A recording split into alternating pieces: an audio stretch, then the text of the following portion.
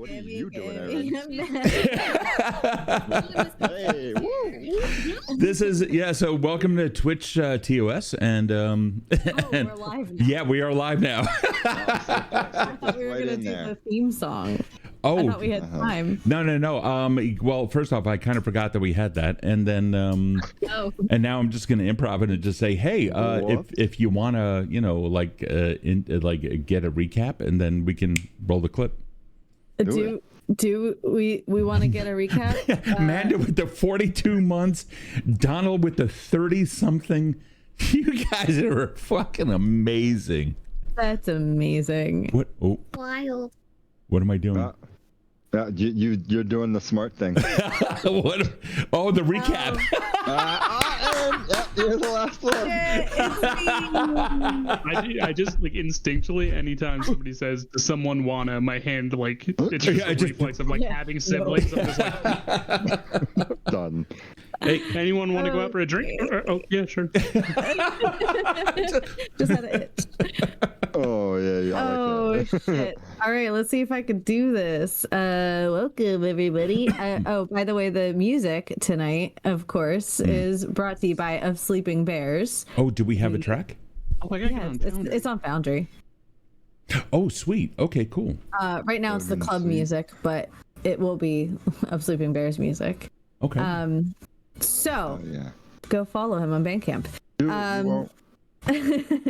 So where we last left off, the sinners were investigating the murder of Laura Palmer, an esteemed dancer at the Black Lodge, one of the coveted and original nightclubs of Aden Springs.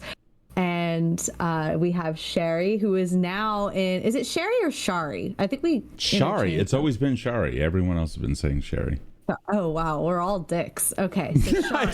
Sherry doesn't care. Sherry's never had I do it on purpose. On my accent. Sherry's never had a personal name because we kind of heard last game, 2 weeks ago, that Sherry has a full name, which includes numerics. That's right. So Shari.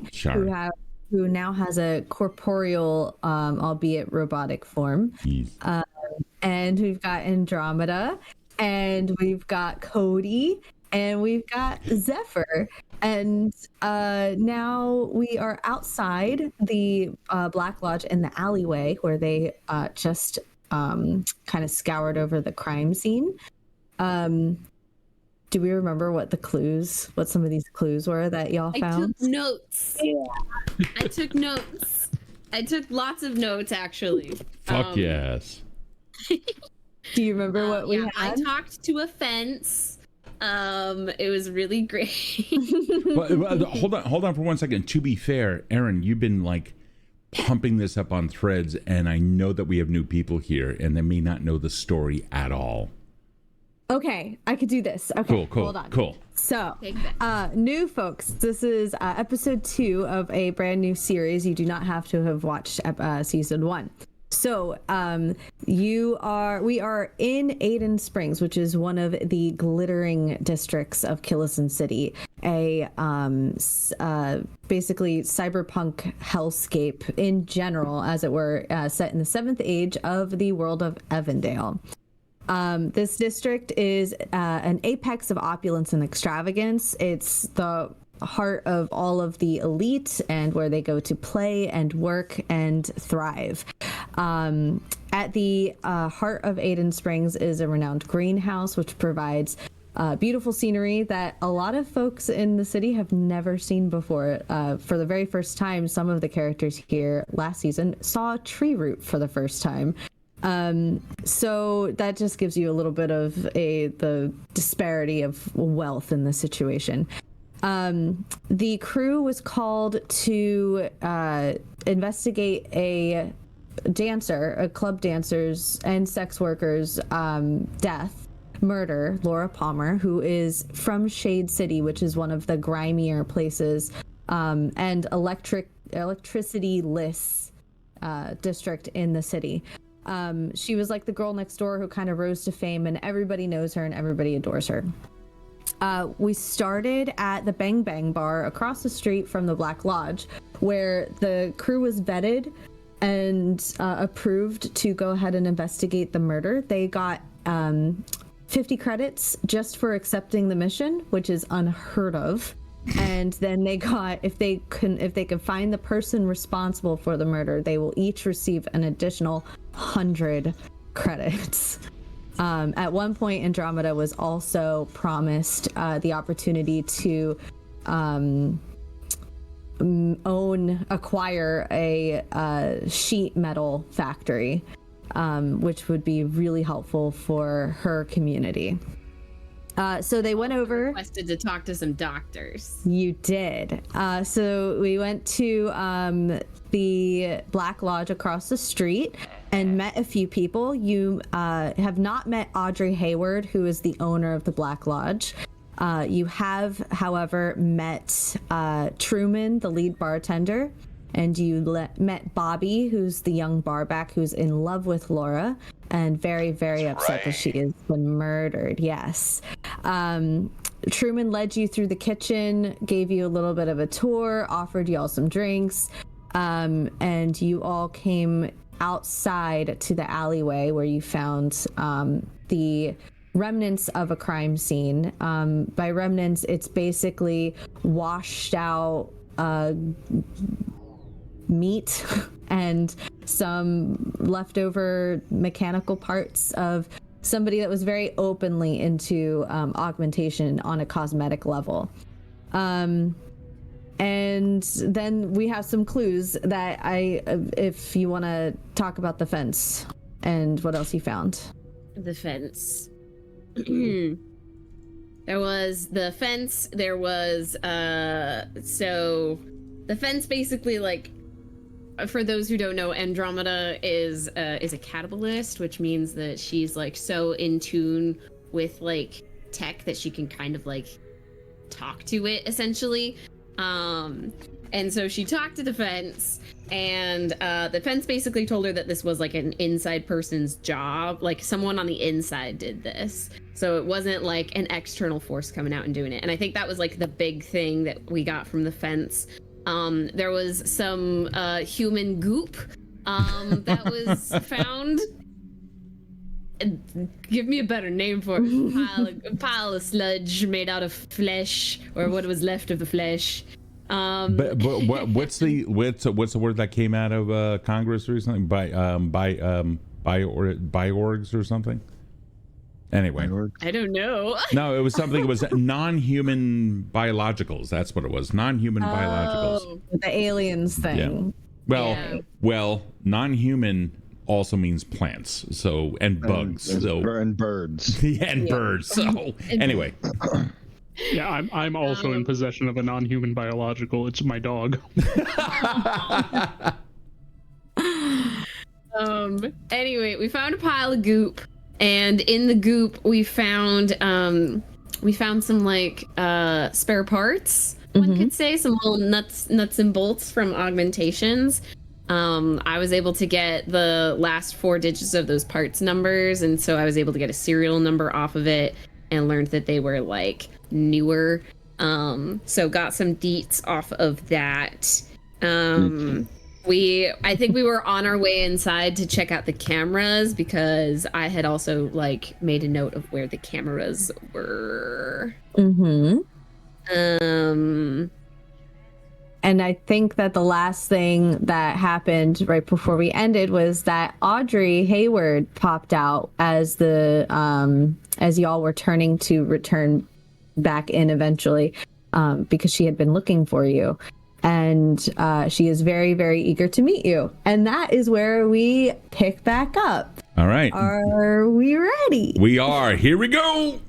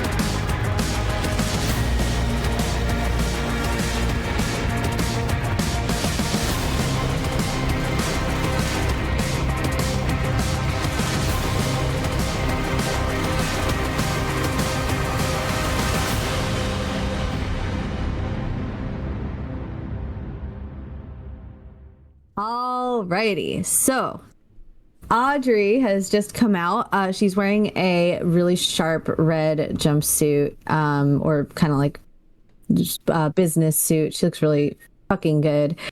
She's got like this pinup style, dark black, like Betty Boop kind of hair, matching red lipstick, very put together. You could tell though that she's tired. She's got like really bloodshot eyes. She's been really, you could tell she's been very upset. But she is very relieved to see you all, and kind of like gestures to each of you as like a personal greeting, as if she's known you for years, regardless of what your relationship is with her, if you have one at all. Do any of you have a relationship with Audrey Hayward at all? No, I don't live here, man. No, I don't believe that we've ever would have heard of her, being from Shade City myself. Like, Laura Palmer was kind of like one of the people that we would look at and be like, it's possible, we can get out. Right. She definitely, Audrey has a fairy godmother like reputation around there. So she kind of opens the door wide and looks out kind of reluctantly at the remnants of the goop. And she sort of just is like, like trauma team made a fucking mess out of that, didn't they? Well, come on in, come up to my office if you'd like. It's a lot quieter. And as the doors open, you can hear like the vibration reverberating from the sounds in the club and the past the kitchen. Yeah, I immediately start walking forward silently, being careful to avoid whatever is on the ground. Somebody wanted to take a look last time at the cameras. Did anybody want to look again at the cameras or mention them before we headed past the kitchen? Yes, I did as well. I did take notes about the cameras, I think.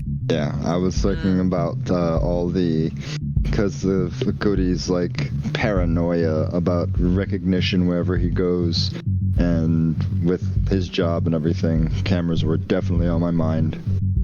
Okay.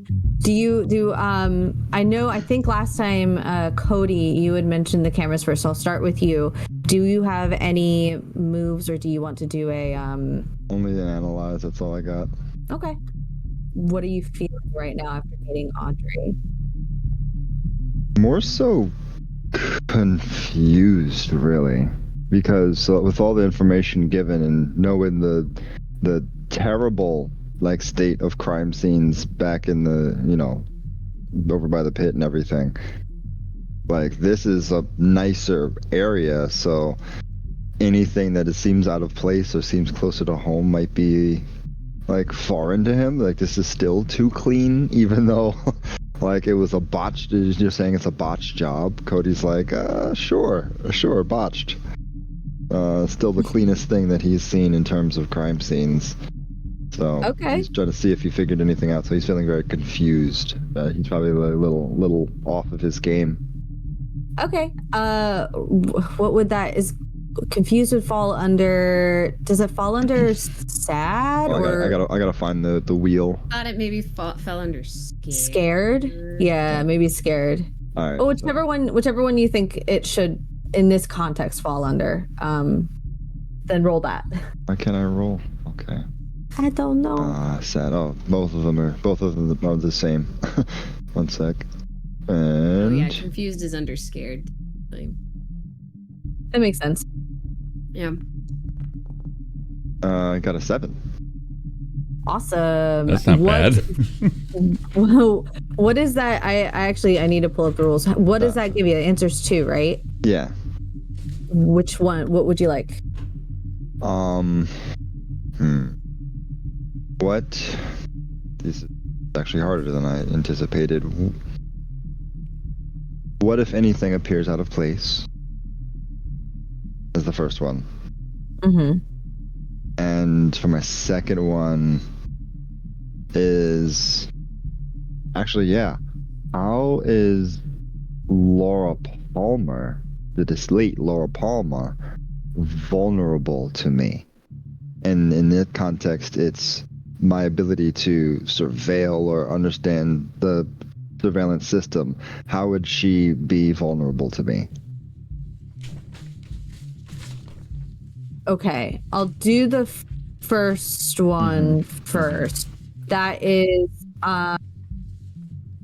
sorry. That was what are the vulnerable points?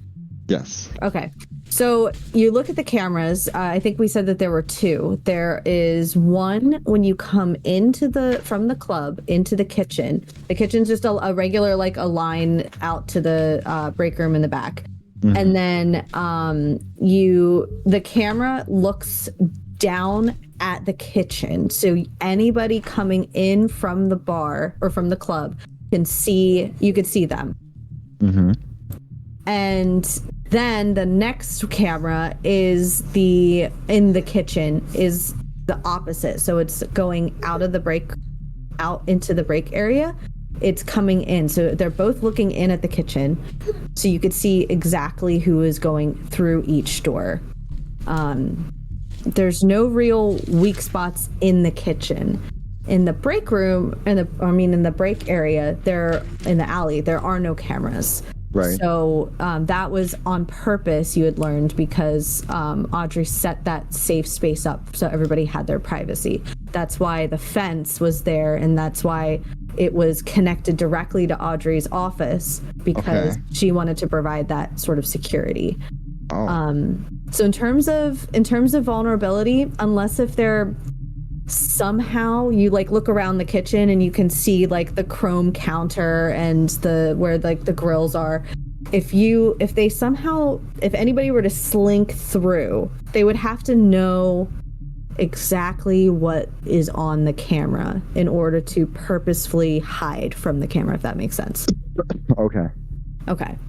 The next question is how is Laura vulnerable to you, or how are you vulnerable to Laura? How is Laura vulnerable to me? Like, say if I was like an investigator, like would I using this like surveillance system and what is happening based off of the information we have, how would she be vulnerable to me?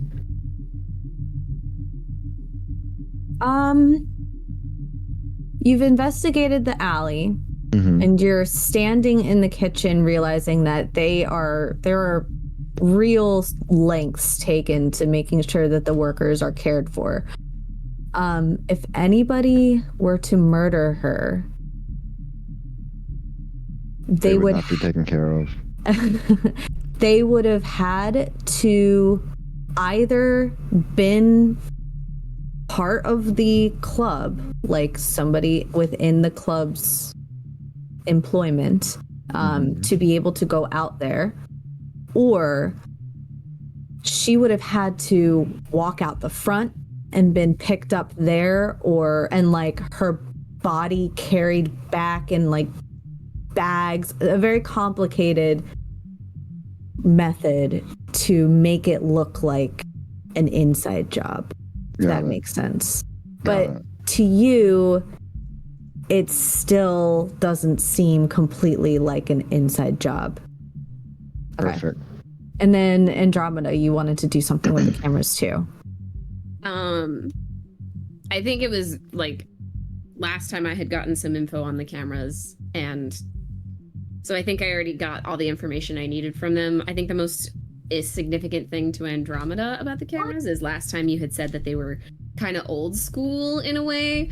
So they were kind of like old school cameras, so she definitely wanted to like check out the camera, like the hub where the feeds for the cameras are going, and like scope that place out. Okay. Vamp for 2 minutes because my child just started crying. Hold on. Cool. So what Kode is actively looking at the cameras right now, right? Inside the kitchen. I'm just up and looking and kind of analyzing, making like a mental map of if I had a job, if I was committing some sins myself, yeah, and I had to take her out, how would I go about doing it? after like learning her regular heat mapped routes, learning the kitchen staff, you know, kind of scouting out the situation, how would I go about handling that? Is everything And, actually stored inside of these cameras, or shouldn't there be like a central system that we can pull up or anything? Since it's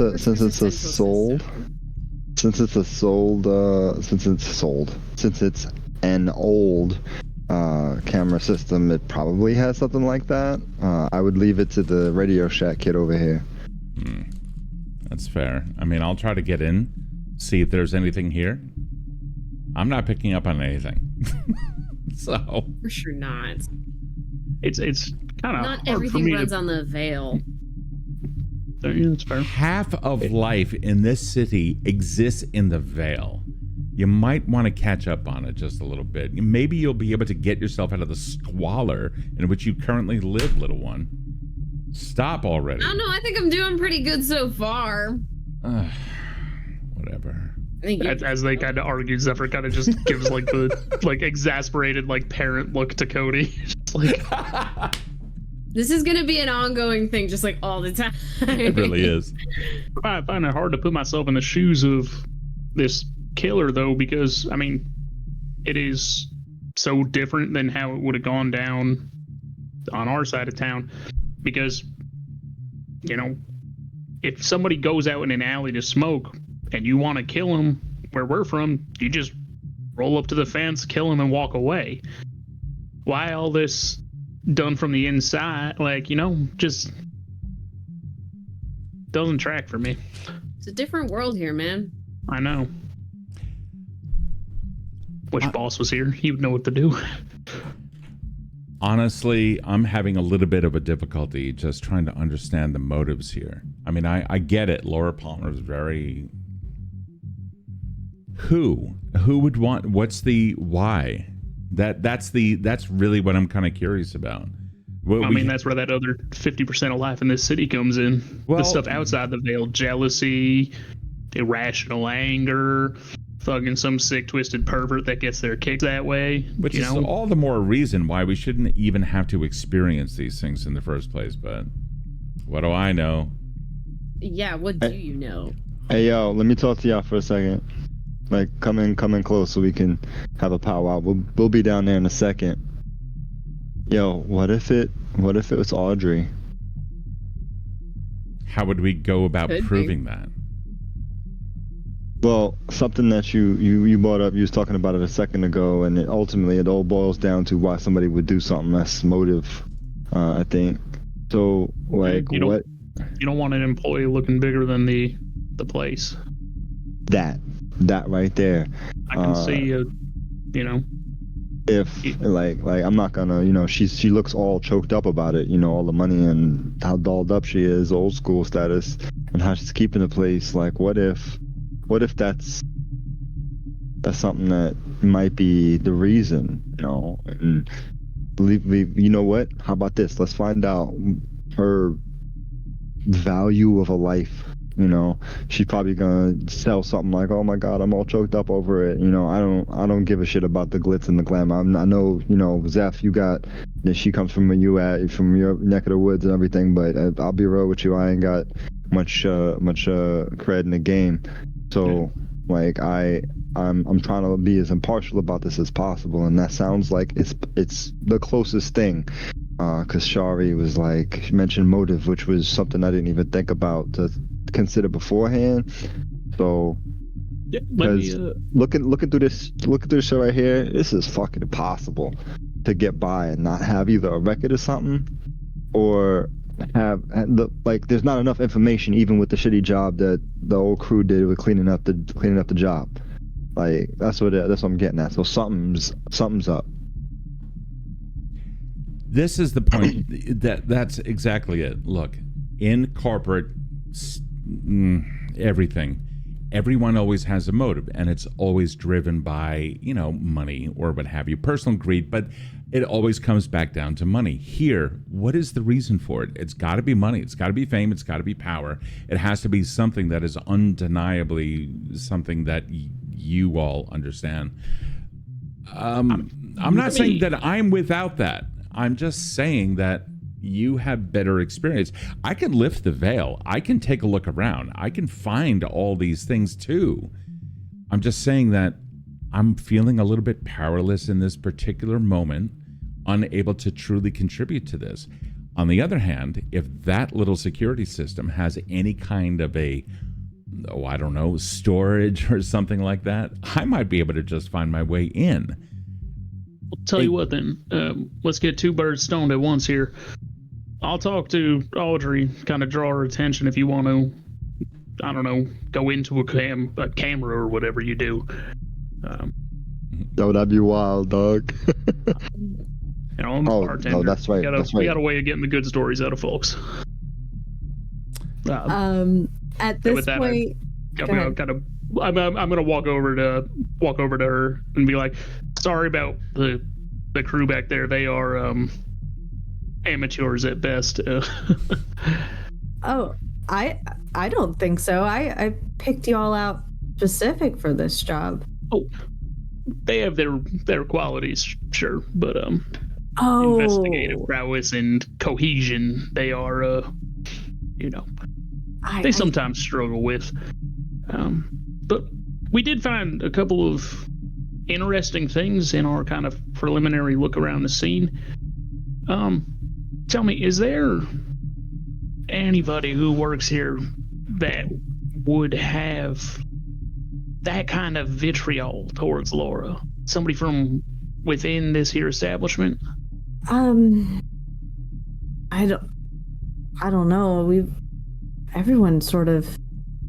I hate to be the person that's like everybody loved her, but everybody loved her, and yeah. She kind of gives like a little like gesture towards Bobby in the back, who's sort of like pulling down that old style like wash, like the wash station. Yeah. And while I'm talking to her, I want to roll probe. Sure. Let me answer really quick. Stacy, can you repeat? I'm so sorry. Repeat one more time what you wanted to learn about the cameras.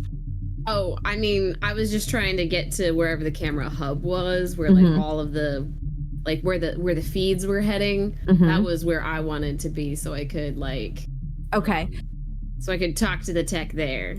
Yeah, so you know that Truman casually like mentioned before he led you to the alley that as he was talking about the cameras that all of that is up in Audrey's office, and you know that is corroborated by the electrical wires that went up into her office as well. So it seems like she's got sort of like an iron grip on this.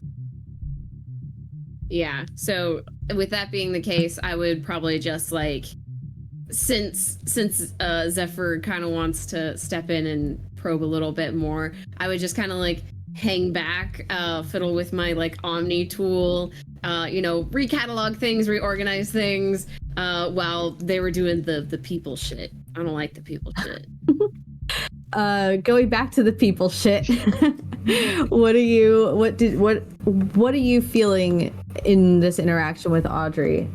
I think Zephyr's like genuinely sad about this. Laura kind of like, for a lot of people from Shade City, like represented like getting out of it, you know? Like there are people definitely outside of like those who knew her that would see it as like selling out or whatever. But to people who grew up with the, no electricity, kind of like scrounging around for anything you could find, seeing somebody actually go out there and, make it big was inspiring. So knowing that she's dead is, that hurts. Yeah, for sure. Okay, roll your probe. Yeah.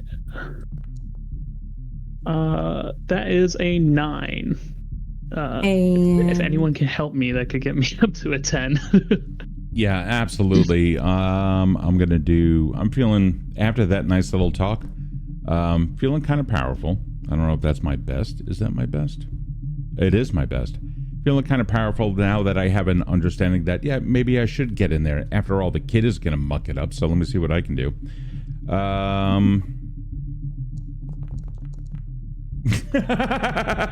So I rolled a 5 for a total of 8. What the fuck? It's a partial. I mean, it's a partial. That's awesome. I mean, if you rolled a 5, 4, and 8, a +3 is amazing. Yeah. Does a partial grant you is that a success? Okay. Yeah, so I get the +1, but they also expose themselves to danger, retribution, or a cost. All right. I'll let Shari pick which one that they want: danger, retribution, or cost. Oh, danger. Okay. As you, so as Zephyr is looking to kind of like pry a little bit more, you pick up on this rare occurrence of a social cue you can actually like understand for the first time in a body, and you're like, oh, now's my chance. And you kind of like push through Andromeda, kind of like, you know, shoulder her, but you accidentally also knock into one of the handles near the grease, the fry thing. Okay. Oh god, there's no air fryers in the future. Not real grease tastes too good. This place hinges on nostalgia and everything. And including cholesterol. Okay. You get including all the nostalgia right into your arteries, and a little bit of grease lands on part of your cyber bits. What? What? And Audrey notices like the kind of kerfuffle, and Andromeda starts snickering under her breath. I'm sorry. This is a working kitchen. Like it's busy. I know, I understand. Like, I'm so grateful that you're here, but you need to not bother the staff. They're.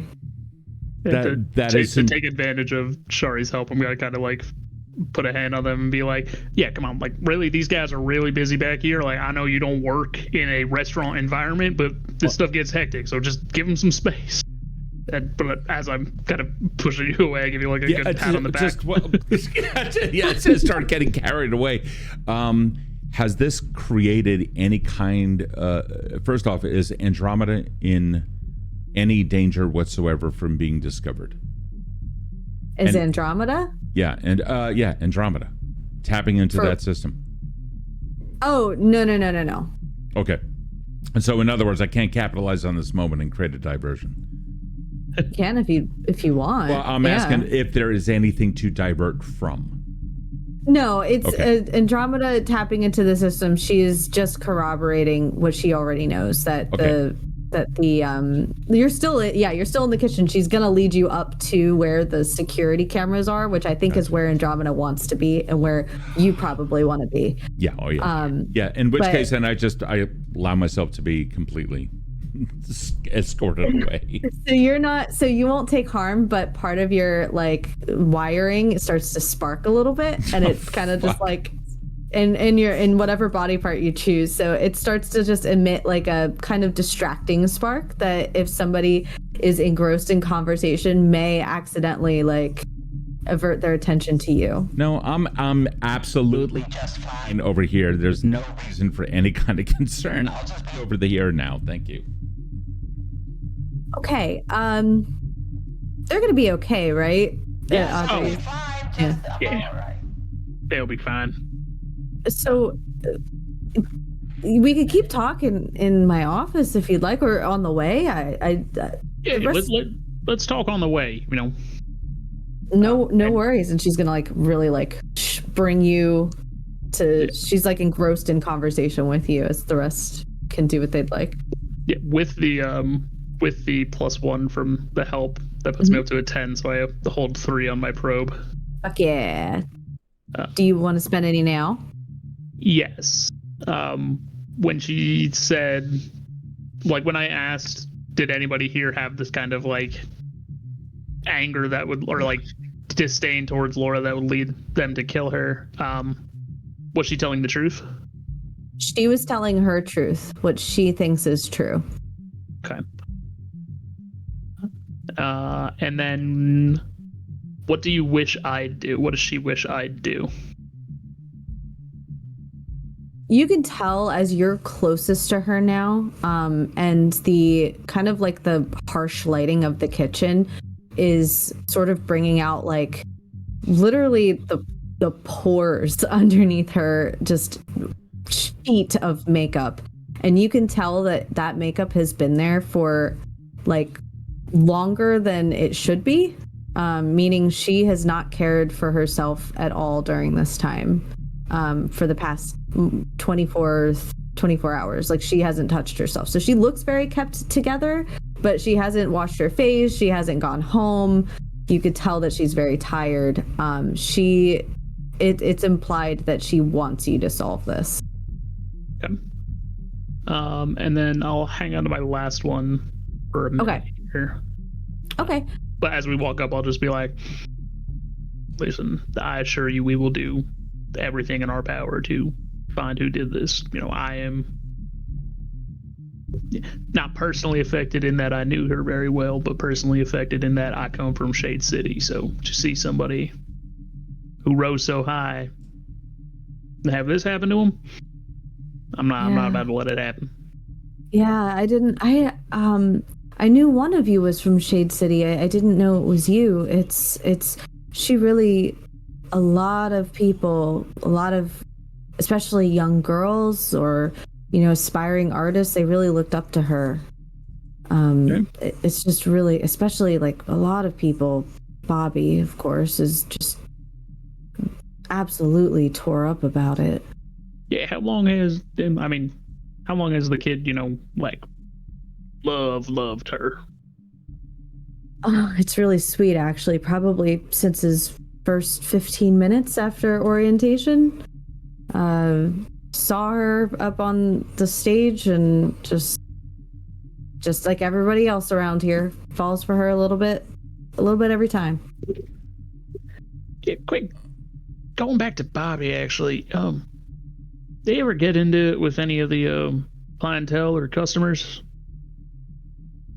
Arguments, altercations?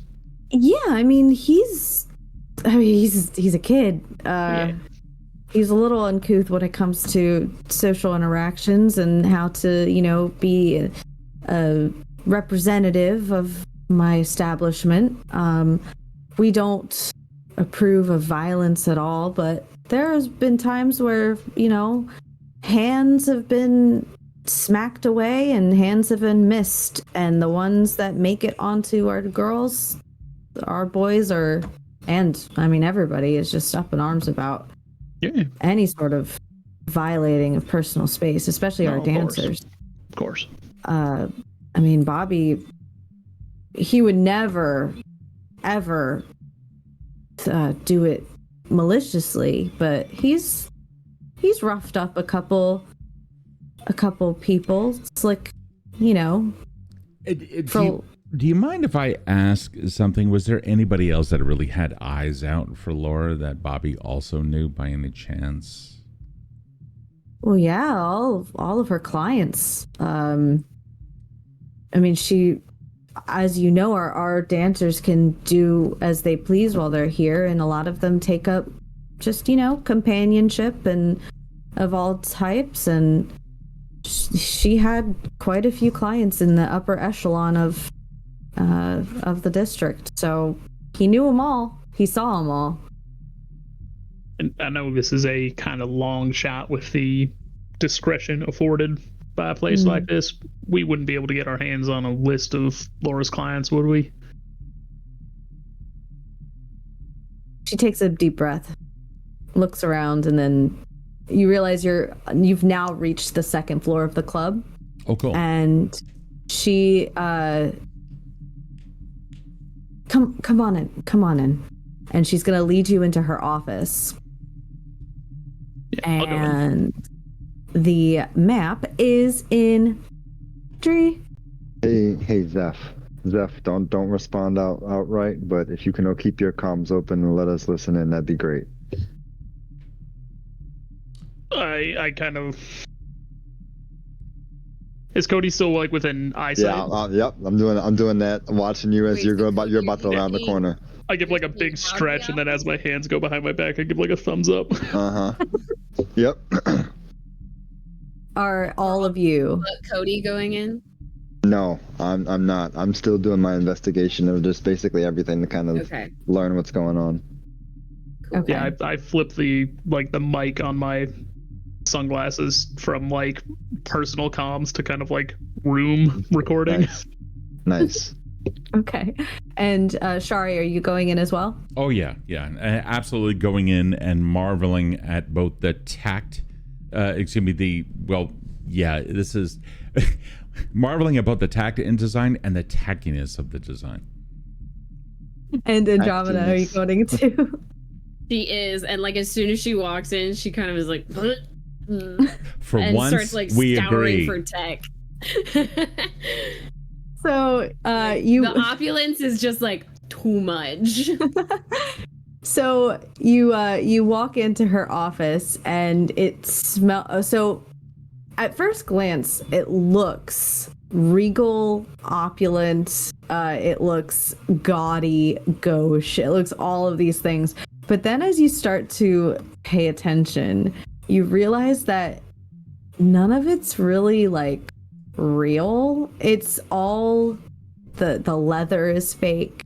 The floor is laminate. The custom like trim in the wood is particle board if you were to go close enough to it. Even the view outside, you know that that's not what's outside right now. It's fake. It's a digital rendering of a beautiful scenic cityscape. Aiden Springs is beautiful, but they are no skyscrapers. She soars up. So it comes to the point where you're looking at the photos, the digital photos on the wall, and you're questioning whether those are even real. So there's a level of pride, though, that exudes from Audrey as she kind of ushers you in to be this hospitable host. So please, I have nothing to hide. Feel free. There's the password to the security cameras over there. Believe it or not, is password, all lowercase. Are you shitting me? No, unfortunately, most people would say that's a bad password, but because it's so obvious, no one would expect you to pick it. Dear God, no wonder this bitch got hacked up. Jesus. Then just beelines it to the computer. Audrey goes up to she's already like at the desk where you are, and as you go to touch the computer, she presses a button and everything shuts off, and then she looks over your shoulder to Shari, and noticing that there's like a technical leader, I guess, as you are robotic, and she knows of your reputation, Shari. Rude. The password is password, all lowercase. I've got this. I'm gonna. Who is just taking a quick glance around the room? Is Cody? Do I have Cody's eyes just for a quick second? Cody's not there. Yeah, Cody stayed downstairs because That's right. I want to continue in a different investigation while you guys are there. I can be heard by you guys, but I'm not physically there. All right, looking around, right? Because of course Cody's downstairs. Looking over at Zephyr, and then over Andromeda because Audrey reacted to Andromeda. Okay, all right. Looking at Andromeda, and kind of see this just hand gesture, and then turn over to Audrey. I have a question to ask you, if you don't mind. Of course. I know where we are in Kill City, and then I just start wandering away, kind of beckoning Audrey to follow. Yeah. In hopes that anybody who wants to take, well, you know what? I can't describe my motives. People are going to have to take advantage of it. My intention is to put Audrey's back to the room while I distract her and kind of go over some of the fakeness of it. Like I'll run my finger over something. Has this place not created enough cred to be able to afford much? Why is this so... I'm trying to be tactful about it, but I'm really kind of curious. Why is this so? What is her reaction to me actively pointing out the bullshit that this place is? She's actually quite concerned because your arm is sparking, or whatever wiring you had that was sparking from the grease, and this place could go up in a second based on how like tacky the material is and cheap. Everywhere. I'm just I cover it up. I'm kind of curious. I'll get this fixed. It's a little. I pull my jacket down over it. Well, it's health insurance, dear. Yes. The dancers all have full coverage, health, dental. We match up to 8% in a 401k for them. They're taken care of. They have housing here. Would be all this opulence is there for aesthetics. Everyone else. So, and instead of putting the money into this, you're actually giving it to your employees.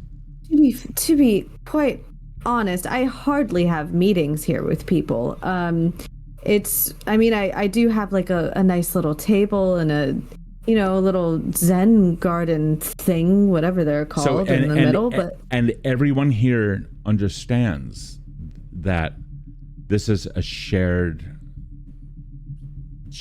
income. Well, it's not a co-op or anything. It's certainly not equal per se, but it's equitable. And if that's why we've been so successful, because the people that work here want this place to succeed. And the people... Yeah, go ahead. Just like while all of this is happening, while she's distracted, Andromeda has fully just gone back to the computer and is like in and digging around like the little snoop she is.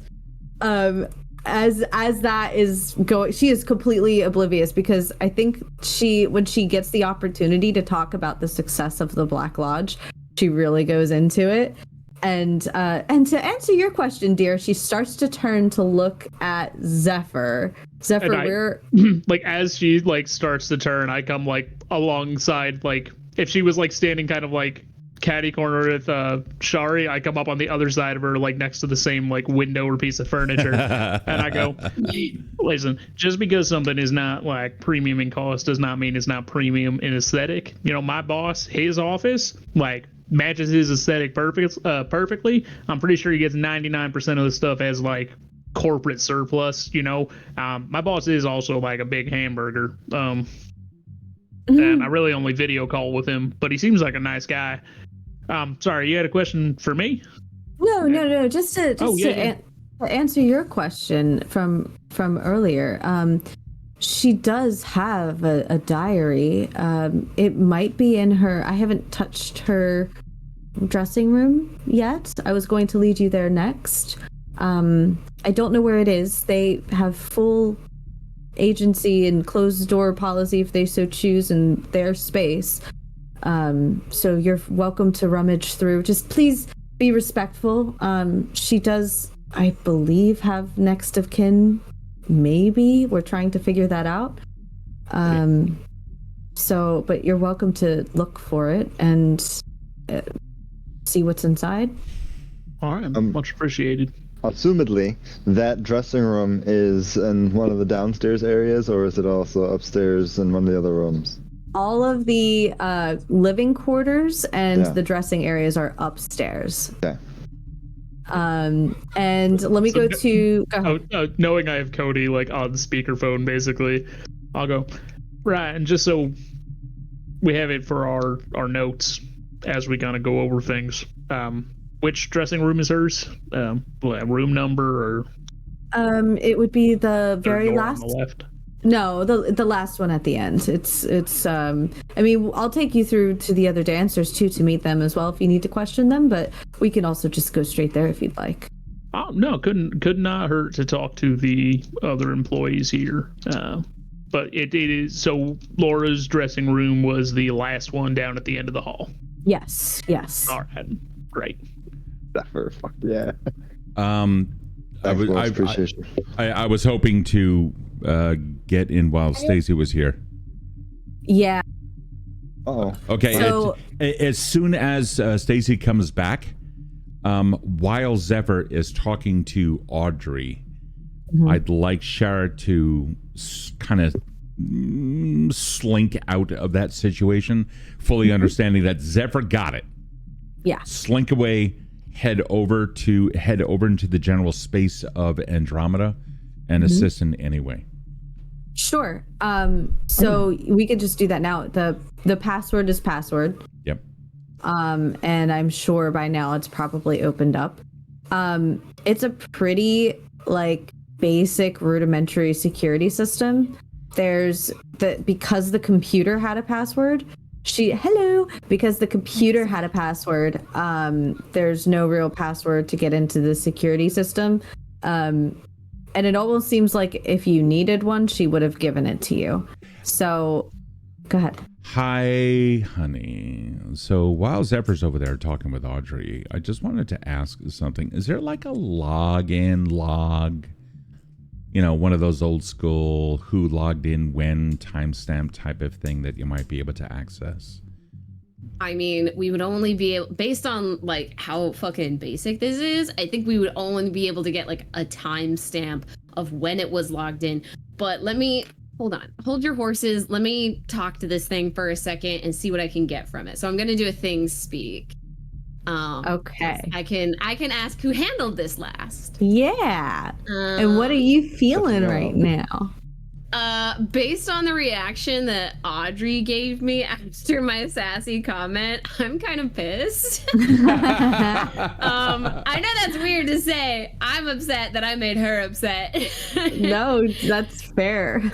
I'm an angry little girl. What can I say?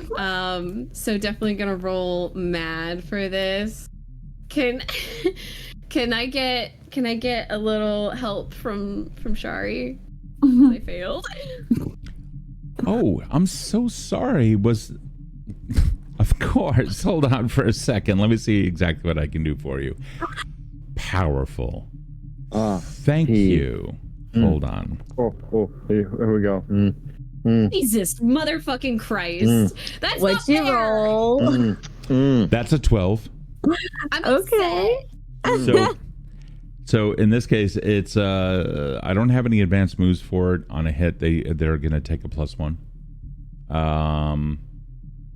I don't. Let me just double check. I don't believe that there's anything negative with me getting a 10+ on that. Yeah, no. That's still only, what is that? What did you? That's a 7, so that's a Oh, partial okay. success. Perfect. Go for it. You can ask 2. Yeah, I got a 6. Yeah, so even with a +1, I can still ask 2 questions. Or hold on, let me double check. I might get a bonus What is it? question It from speaks? my Omni tool. It speaks. Yeah, things speak. Yeah, so with things speak, I'm gonna ask 2 questions. So my first one is who handled this before me? Okay. As you go to, as Shari goes to touch the keyboard, you kind of like slap her hand away for a second and stare down at the keyboard, and you realize that there is, you could see chipped nail polish in a red that is exactly like the red on Audrey's nails and her matching lipstick. It looks like it's just lying on top, that it could have been dusted off or pressed off if anybody else was using it after. So it seems very recent that it was Audrey that was using it last. Anything from like the computer, can I like pull up like logs and maybe like surmise who, like, when was the most, I mean, I guess that's not part of my question, but I guess would the technology have anything to offer me more of like who handled this, or is it just so basic I probably wouldn't be able to get anything from it? So you're like a street rat kind of style, like that's kind of your shtick, is you do things like the quick and easy route, like you're the demo kind of person, and Shari's more intimate with technology. So as you're like flicking away like computers. As you're like flicking away like the dust of like old red nail polish, Shari is already like taking the mouse and clicking around on the screen, and just pulls up like the general like log in log out, and it's just very routine, quick as it comes. As you could tell, as the night starts, you know that clubs usually start letting people in here around like 9-10, and as that happens, you could tell it's being logged in, the cameras are coming up, and then everything is being logged and saved and then logged out. You can't really tell. I do want to stop on one point. Sure. Under no circumstances would Shari try to usurp Andromeda's authority and do Andromeda's job for her. Okay. What might happen is, I think, I think you're right. The way that you're moving that mouse and everything like that, I don't really know too much. What happens if you click on that? You're just like scowling and staring at you with just the dirtiest looks. I'm like, I see what you're trying to do. I'm just curious, little one. I mean, you know this kind of stuff all upside down, inside and out. I just figured that maybe we can drill down and, get down into that without actually having to. I'm working on it, okay? Jesus. I feel like anytime Zephyr hears one of them speaking like towards the other, he gets like a jolt up his back of like, God damn, I gotta turn around and yell at them. By the way, Stacy, if you take a look at your character sheet in Foundry, I've been adding all the basics and the playbook moves to you, so.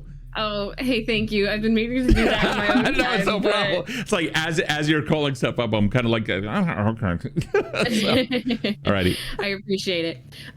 Okay, so that's my first question. I get even on a 6, I get 3 questions, which is pretty wild because of my Omni tool. So the second question I want to ask is what has been done near this?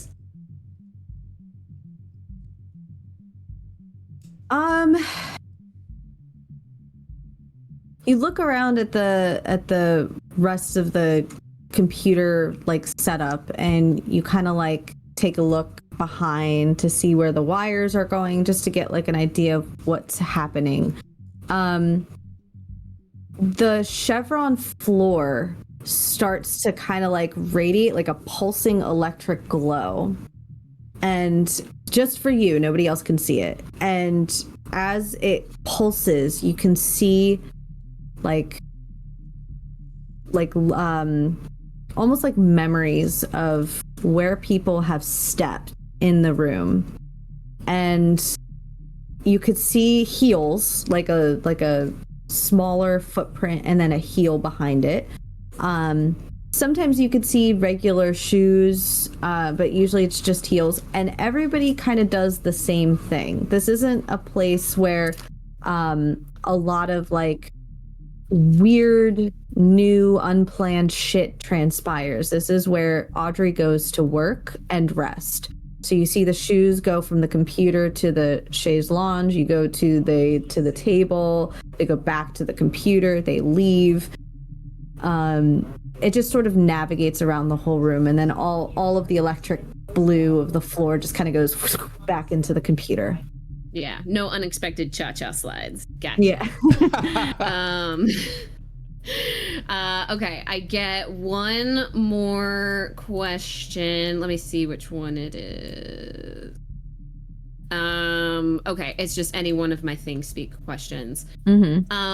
Okay. So the last question I want to ask before I do just like a standard analyze on this, because I want to like, there's other things I want to get from this, not just like emotional stuff. Like I want to get like the actual facts from this. But the last thing I want to know is what strong emotions have been around this. So this is a monitor for surveillance. This is where the security cameras are set up. There's not just security cameras in the kitchen for the break room. As you go through the cycle of the cameras, you could see there's one on the main bar. There are some in the bottom tier paid private dance rooms. So you've got like the ones that are super expensive, which are very private, but there's ones for, you know, just making sure that you're safe, kind of. You could see as you switch through. It's almost like an invasion of privacy because there are some rooms that are occupied at the moment. That's fine. I'm a big girl. And as you flip through, there's one at the front door. You can see a bouncer kind of like messing with a kid who's trying to get in and kind of like shoving him out. It's not so much what the computer is saying to you in terms of feelings, it's how you are feeling watching it. It's like this place is a beacon of hope for workers of a certain tier in society to actually get somewhere. But with that, you are not free of risks, and there is a certain element of danger even if you're being protected. And it's almost like as you keep flipping through the cameras, each camera, it's almost harder and harder, like you're wincing in anticipation of somebody else being murdered. Okay. All right. Good to know. Oof. So now to like the facts of the matter. Mm-hmm. Tell me about like how these cameras work. Do they like automatically reset? Do they send all of the footage to storage? I mean, I guess I would have to talk to Audrey to see if like other people have like accessed the footage. But also I would use my Omni tool to see if this was hackable and if anybody had hacked into it recently to see if maybe the footage had been tampered with at all. Okay. You can you realize you could probably ask Audrey the very basic questions to answer, but if you want to run an experiment with your Omni tool, you can do that. I'm going to first, however, go downstairs to where Kode is to check in on him. Peachy. What you doing, Codes? So, given the opportunity that I had while they were taking Audrey upstairs, I wanted to go back outside and around the perimeter for not in the immediate area where the crime happened, but in the area in which she could be observed.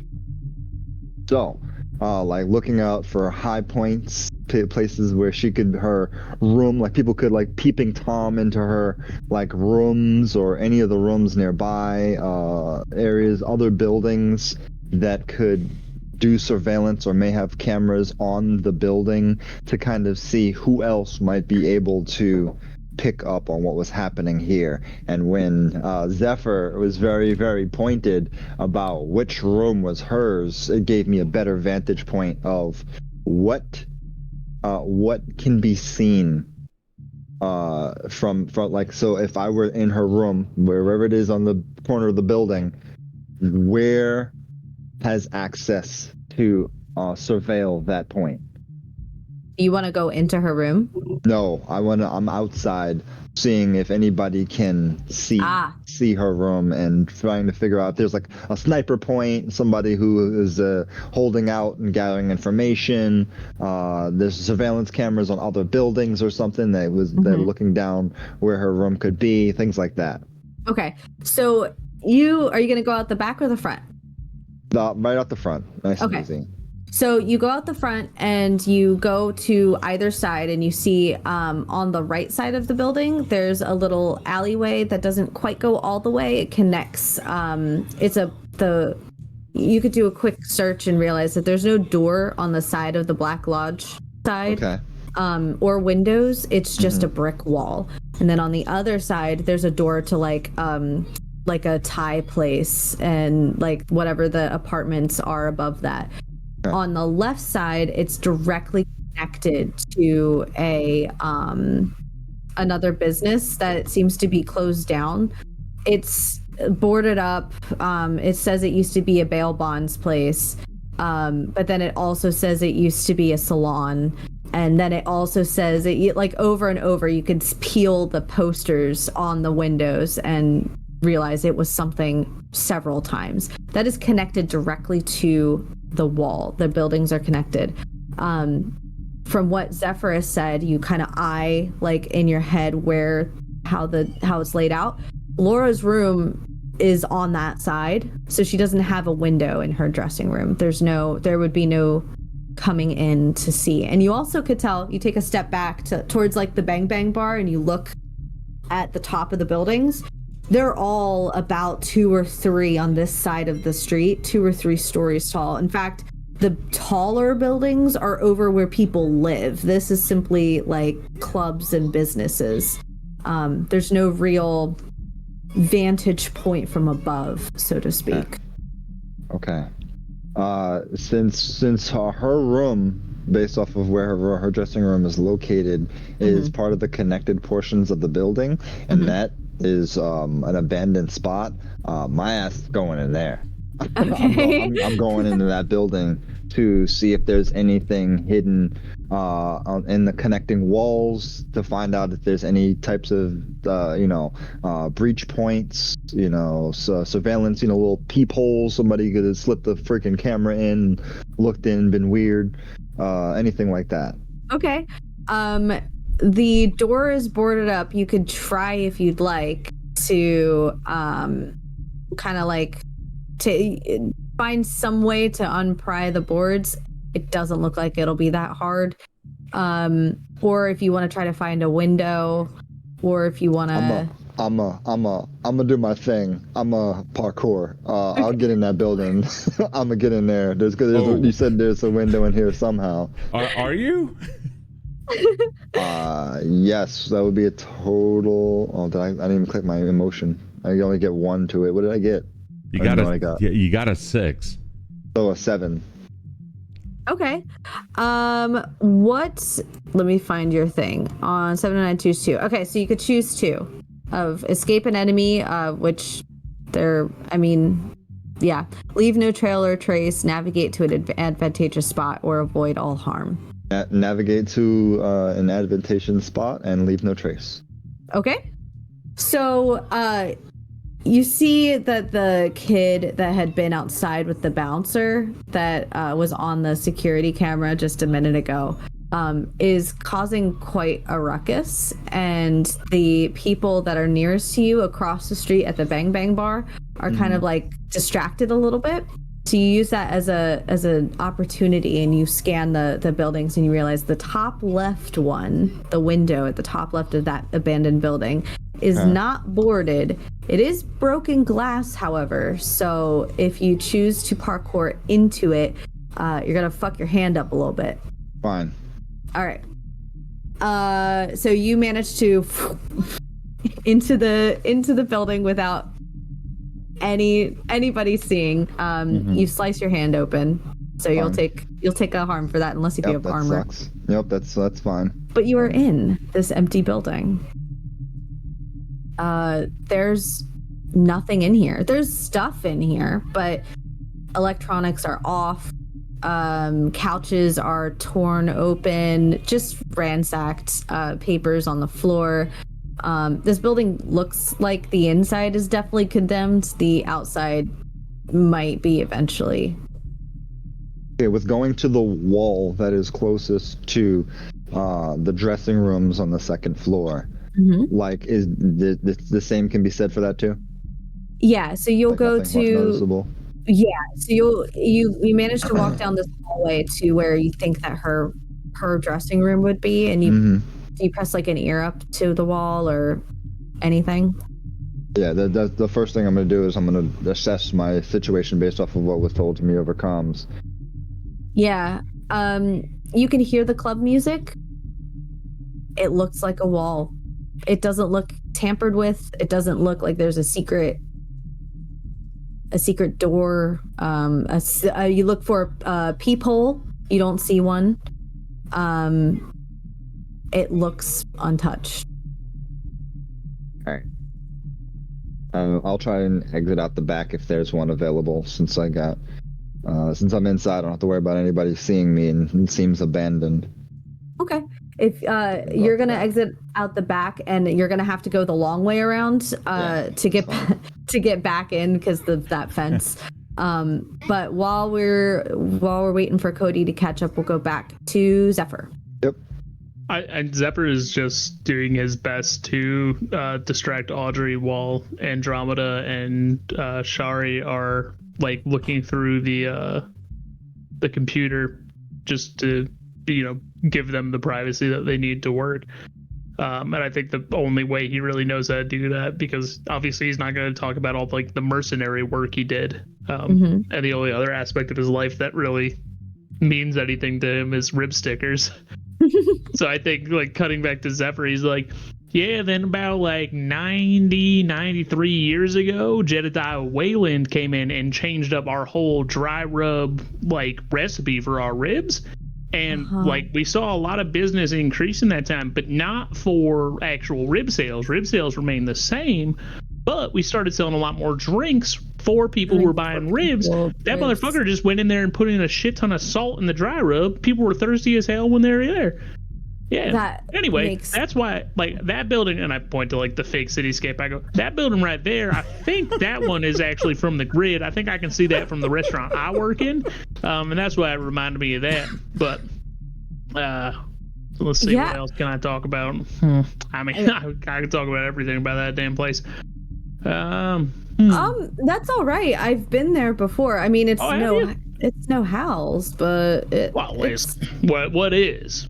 Yeah, I mean, what I do like that archaic truck that drives by sometimes with the hamburger, the hamburger. Yeah, that's truck. My boss, Sheriff Big Buns.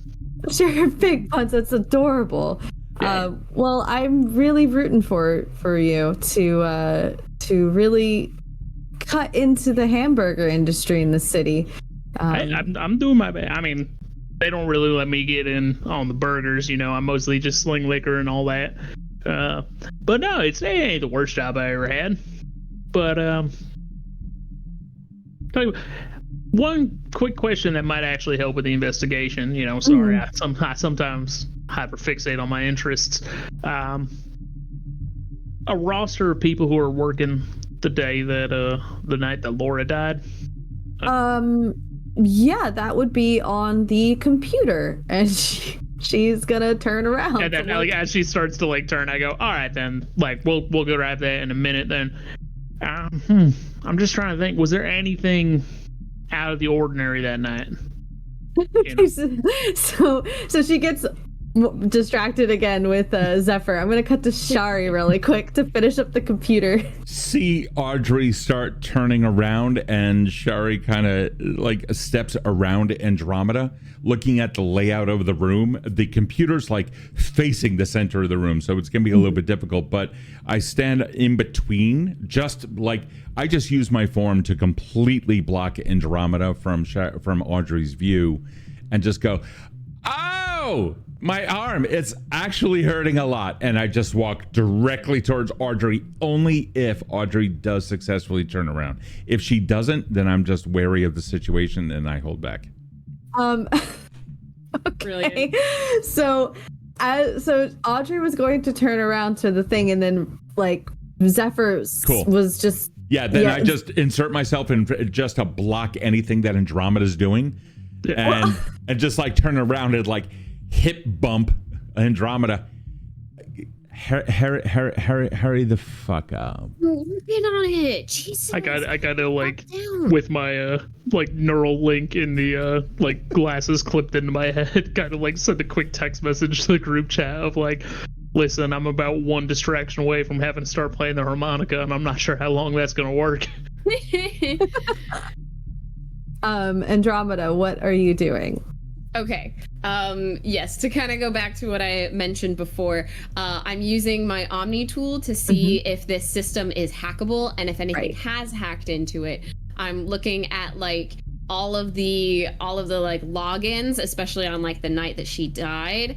And I'm specifically, the other thing I was specifically looking at was, well, answer those first, because I totally had another one, but I forgot what it was. Give me a sec.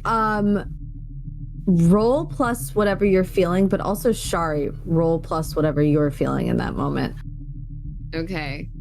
I I think I'm still mad from everything that's been going down. In that, this is a little bit retro because we're catching up with Andromeda. So at that point, I'd say peaceful as I was walking over, or is this is not taking place at the same time that Zephyr just distracted Audrey, correct? This is taking place as you are saying, hurry it up, and she's saying, I'm working on it.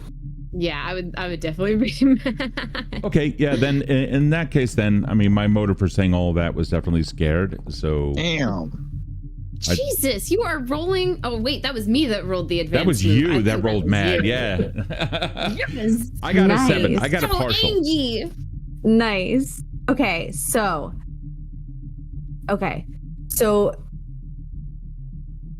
Andromeda, you bring out your Omni tool and you start going to work on the system to see if you could recreate. So you do like a quality assurance kind of test on it.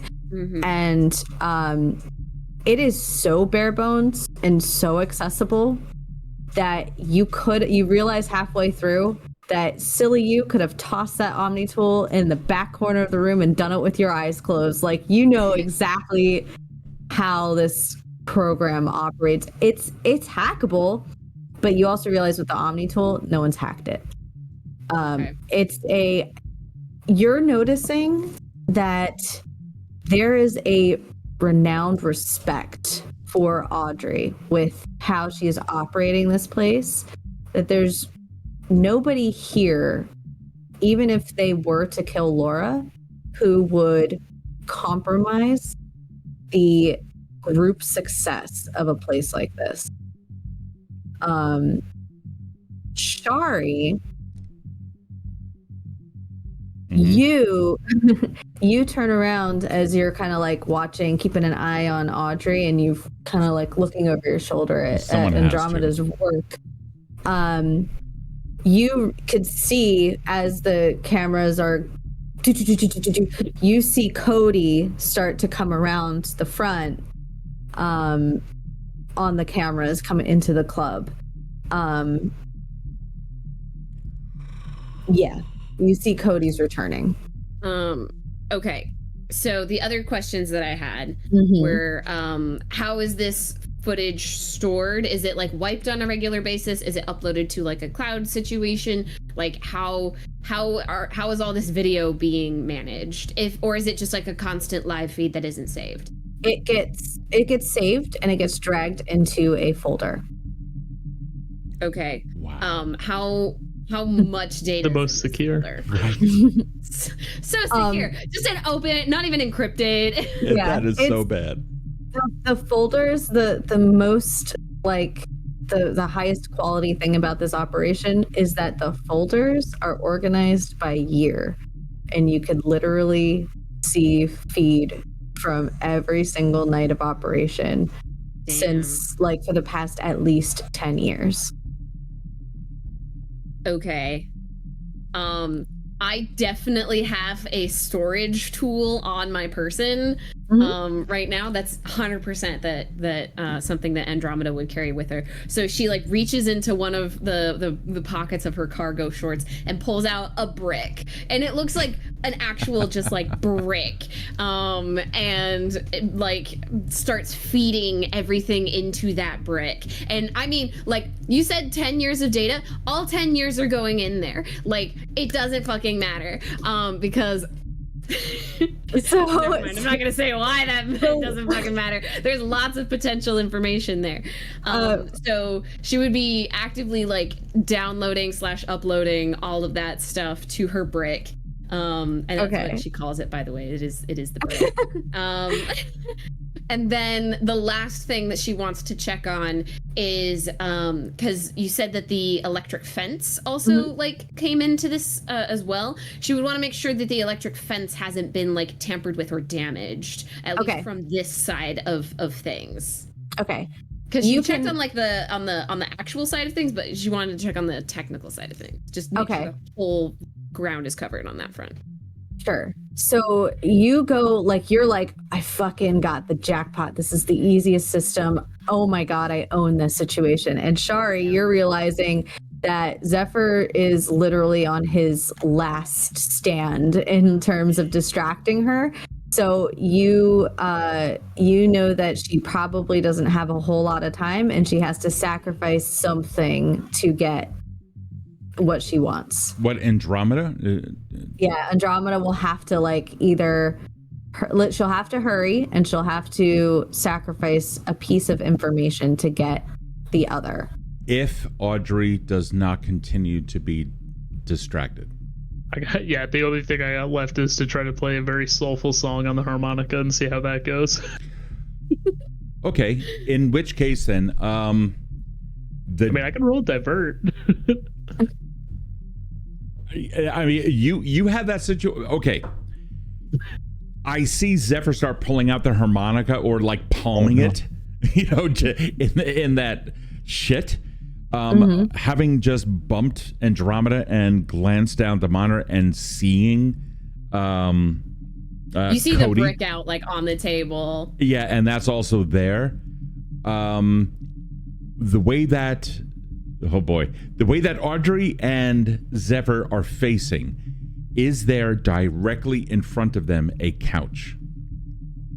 Or is other seating thing that... Yeah, okay. That's where the chaise lounge is. Perfect. So if I were to sit there, I can keep an eye on Andromeda behind them, and those two would see me in full, right? Mm-hmm. Okay, perfect. In which case, I turned around and Andromeda, and just out of fucking spite, just, bump, all right, and then just start moving forward. Oh, Jesus. Come forward. Now that Andromeda is looking, and I start walking forward, I try to be as stealthy as I can. In other words, I don't want to provide a reason for anyone to turn around now that someone is walking up on them. Come up on Audrey's left side, slip in, not stealthy. Now my presence is known. Yeah. Come in, sit down. I can't believe that you are actually going to start playing that thing. What? Really good. What I've thing? been practicing. I pull up my harmonica, and I go, and I kind of flip it around, and I go, on the surface, this may seem like a common Rib Stickers employee issue harmonica for playing at birthdays and other such functions. Well, hold on for 1 second, Audrey. I know that you're so busy. I just have can I ask you a quick question? Yes, please. Just a couple of things. One, where can we get this boy a job? Because he's actually quite good at that. And with that, I'm very, I'd say right now, I'm just kind of like a little bit scared that Andromeda doesn't have the time that she needs. Therefore, I'm going to roll shit in getting a divert for fucking scared. Damn it, I rolled a 4. Okay. I rolled an 8 for mine as I start playing the harmonica. I rolled it joyful because even though like the situation is tense and stressful and everything, Zephyr is always genuinely happy to talk about like Zephyr is like, on one hand he is a like cyber cowboy that is running around tearing down the establishment. On the other hand, he is like, if I lose my job at Chili's, I will go insane. I think Audrey, she has a little bit of respect for Rib Stickers, as they had just recently announced that they would unionize. Okay. So she's like, very happy to see that you're thriving, doing something you enjoy. But as Shari comes around and says that he's pure talent at the harmonica, at the employee-issued harmonica, with that role, she takes everything you just said as sarcasm. And she's like, now kind of like, do I want to hear this harmonica sing? I mean, honestly, he's good for what it is. But the real question that I have to is there any way that I could try to recoup this and also kind of like because I rolled so fucking atrociously, I'm also doing it. So no, I'm just saying that it could be just and looking at the monitors where Cody can be seen right behind her. Mm-hmm. Is Cody still in the front of the building? I don't know. Are you still in the front? Have you been hanging out, or are you going back in? Goddamn right. I've been heading towards where you guys are at the whole time. As soon as I wanted to get there, get the information, got it, and get my ass back to you guys collectively. I love how we all just kind of assume that like Audrey's not gonna want to see me at this computer. So you start to sit on the chaise lounge, and this is like everything is very well placed. This is like well placed with some like oomph to it. So it's kind of like in the corner, there's some lighting, there's a like a little a blanket over it, there's some plush pillows. This is like beautiful. There's a little waterfall in the corner next to it, and your arm, Shari, starts to glitch on it, and and Audrey like lunges forward. She's like, no, I'm so sorry. It's your arm. Please let somebody look at that here. We can. Well, you know what? It's such a fair point, and I throw a glance at Zephyr. It's such a fair point. Audrey, love, can you show me where this is? Oh, if you don't mind, I hold out my hand to assist in getting a hand up from Audrey. Of course, and she picks your hand up. With that, Andromeda, you were able to, because now Audrey's going to be navigating around the room, you were able with the brick to be able to pull the last week of surveillance and get the last week of the fence log, the security login for that. And just a reminder, when did Laura die? She died last night. Perfect. I'm sorry to interrupt. I just realized I rolled it at the very beginning of the session and never mentioned it. Yes. I rolled my "Thy will be done" for my object. And you have 3 hold to make my harmonica either demand a course of action or have it object to a course of action or propose one of its own or name something that my object must have. Holy shit. Okay, so 3 times. Okay. Cool. So this is fun. Nice being in charge, isn't it? Yeah.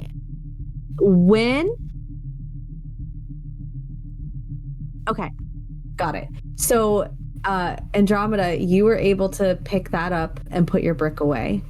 Cody, you were managing to slip into the door. You're reuniting with everybody, right? Yep. You managed to slip into the door, and you were standing there in the corner. It's kind of enshrouded in darkness. There's not any light by the doorway. So Audrey, as she picks up Shari's by her hand and leads her to where the door is, kind of like, oh, I didn't even realize you were there. Excuse me, we're gonna go. I'm gonna go take Shari to get this looked at really quick, just spliced, really easy. Pains of being augmented, whatever the hell you've got. Yeah, going well, on. I know it's almost like we shed blood and tears too, and start walking away with Audrey. And she calls over her shoulder. Feel free to help yourselves to the room last door, her dressing room last door on the end there. If you want to talk to any of the dancers, let me know and I'll bring them up as well. And she's going to leave with Shari. So it's just the other 3 in the room. Zeph,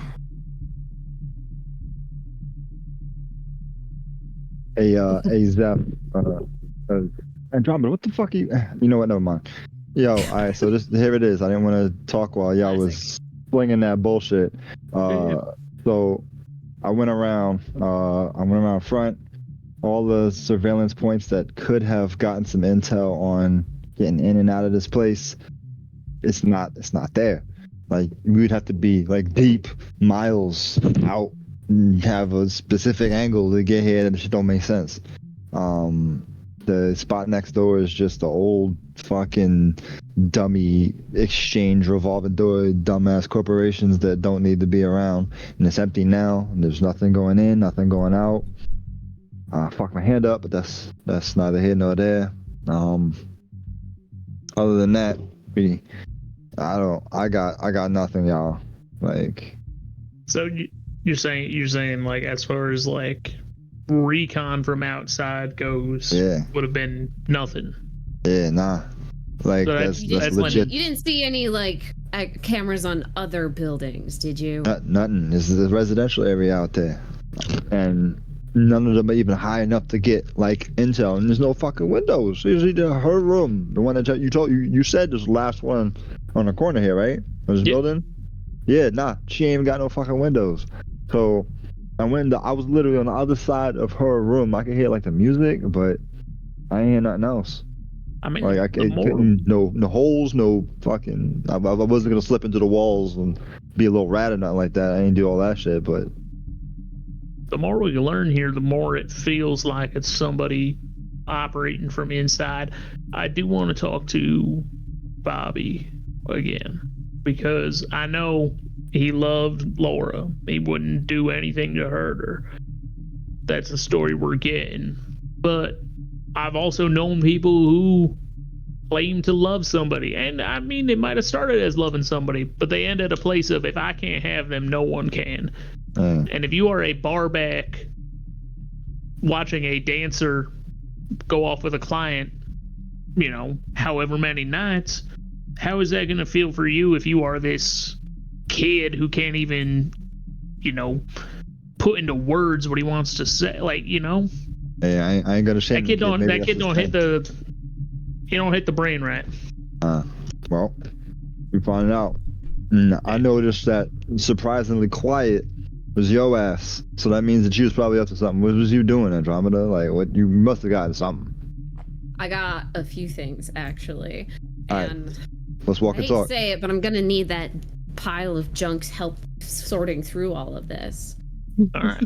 Well, we'll find a place to debrief for the night. I don't know if we should head all the way back to, you know, Where we need to west go. side of town. Yeah. I'm sure we could find. I mean, with the paycheck they gave us for this, I'm sure we could find lodging here for the night. All right.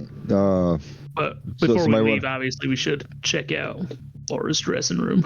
Yeah, so that's where I was gonna go and see what the hell I was looking through. Somebody want to go with Shari, or?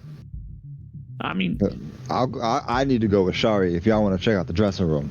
Are your comms I open? can go check out the dressing room with Zephyr. mine are still open from when Cody was outside. Yeah. Mine would be open like perpetually. Okay. So, All right, we'll keep it. Just the conversation that's happening, just to give it like a little bit of a adjacent what's going on. Shari can hear everybody, like the plan, and Shari, you were taken literally 2 doors down on the 2nd floor, and you're already being spliced by a like in-house doctor. So you know that it's not going to take long. Sure, but I do have a couple of questions about the environment in which I'm in right now. Yeah. Was I taken to a room that contains medical equipment? Yes. Okay, so like a doctor's office, a first aid station or something? Yeah, it's like a first aid station. For cyber peoples or for the blood and bone peoples? Both, because there are both in this establishment. It's for the employees. Okay, brilliant. I'd like to analyze that room.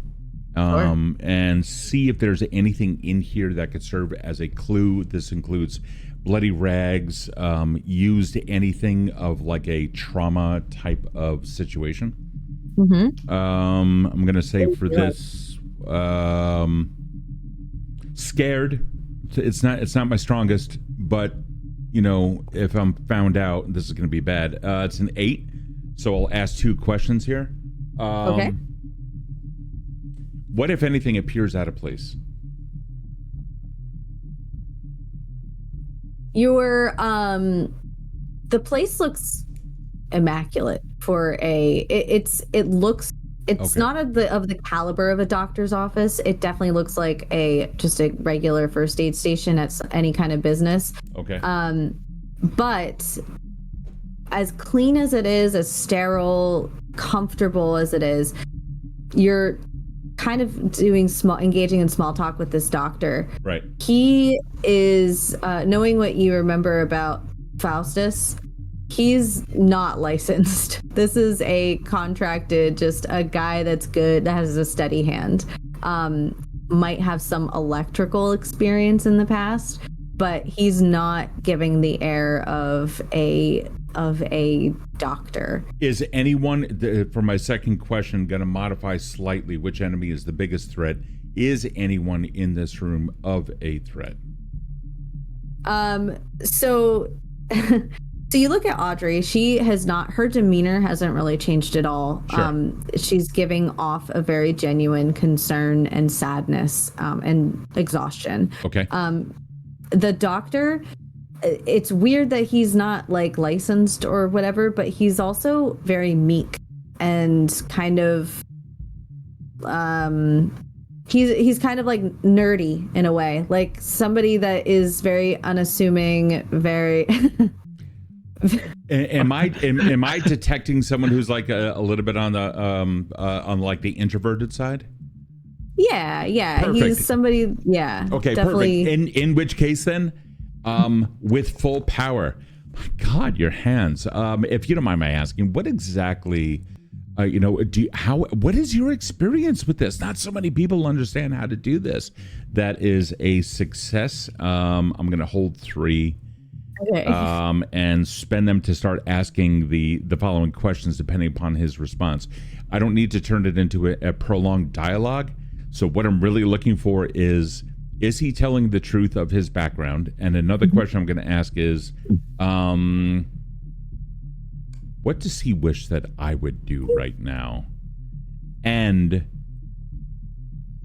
I'll hold the one for a little bit later in the conversation, depending upon how he asks or answers. Okay. What is this move? Sorry, this is probe. It's just a basic move. Oh, probe. Okay. Mm-hmm. Cool. So let me go to the probe, move to the probe. Oh my gosh. So I'm asking him for like his training.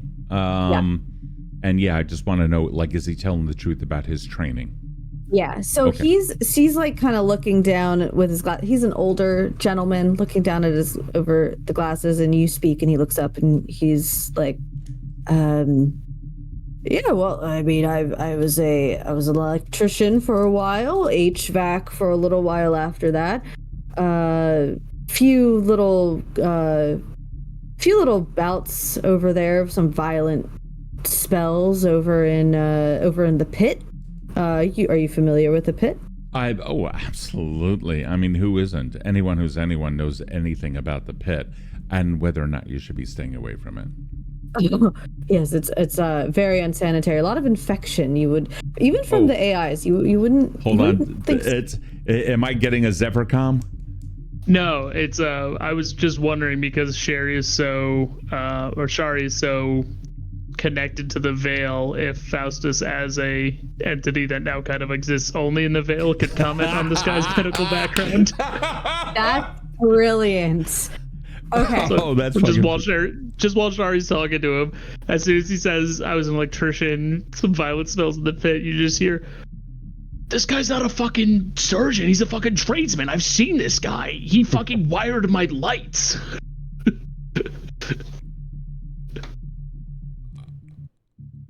Yeah, so the pit. So I did a little bit of work over there.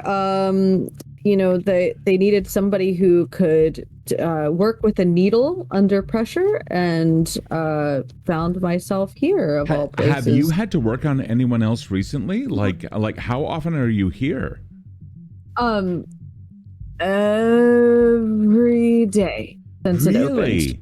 What was it like last night with everything that was going down?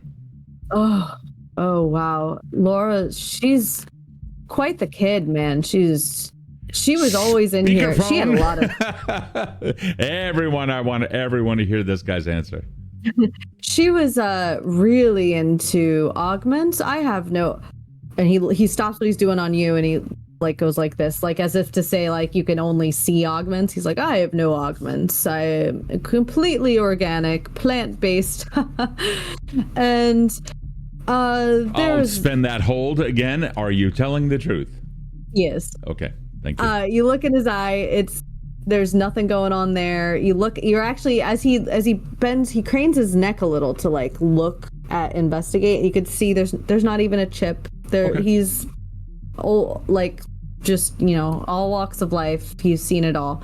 But he is not ever bought into that sort of lifestyle.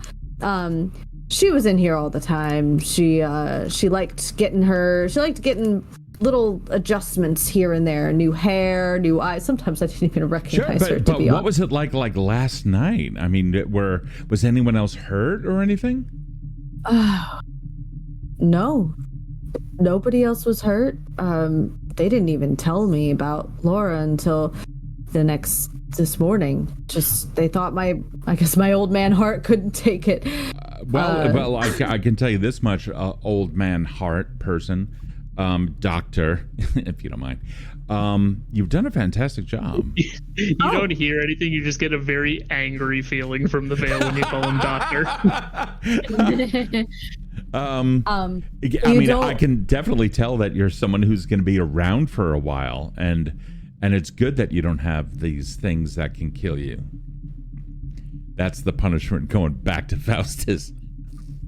So lovely. Shari is her name. Shari. And Audrey says yes. Shari. It was lovely working. I was so deep in thought I didn't even realize that I had finished. Standing up and already making my move out of this awkward situation, but trailing hand if he's holding my arm, let it slip out and just holding onto his fingertips just for a moment. Oh, I'm sure that we'll be seeing each other again. I mean, I don't know anyone else who I would ever let work on me. Audrey? Thank you. And as you two exit, you see a very like slumped over, who is always slumped over, older man, sort of like preen a little bit and back to work. If that's his response, and just kind of like as I had said to Audrey, it's Audrey, like escort me out. Just go back go back into the room, look at him, fix his lapel, just take a little piece of dirt off. Augmentations, I can see this kind of thing. Bye. And leave. Oh my god. He feels like a new man. Good, because now I may end up having an obligation against him perhaps in the future.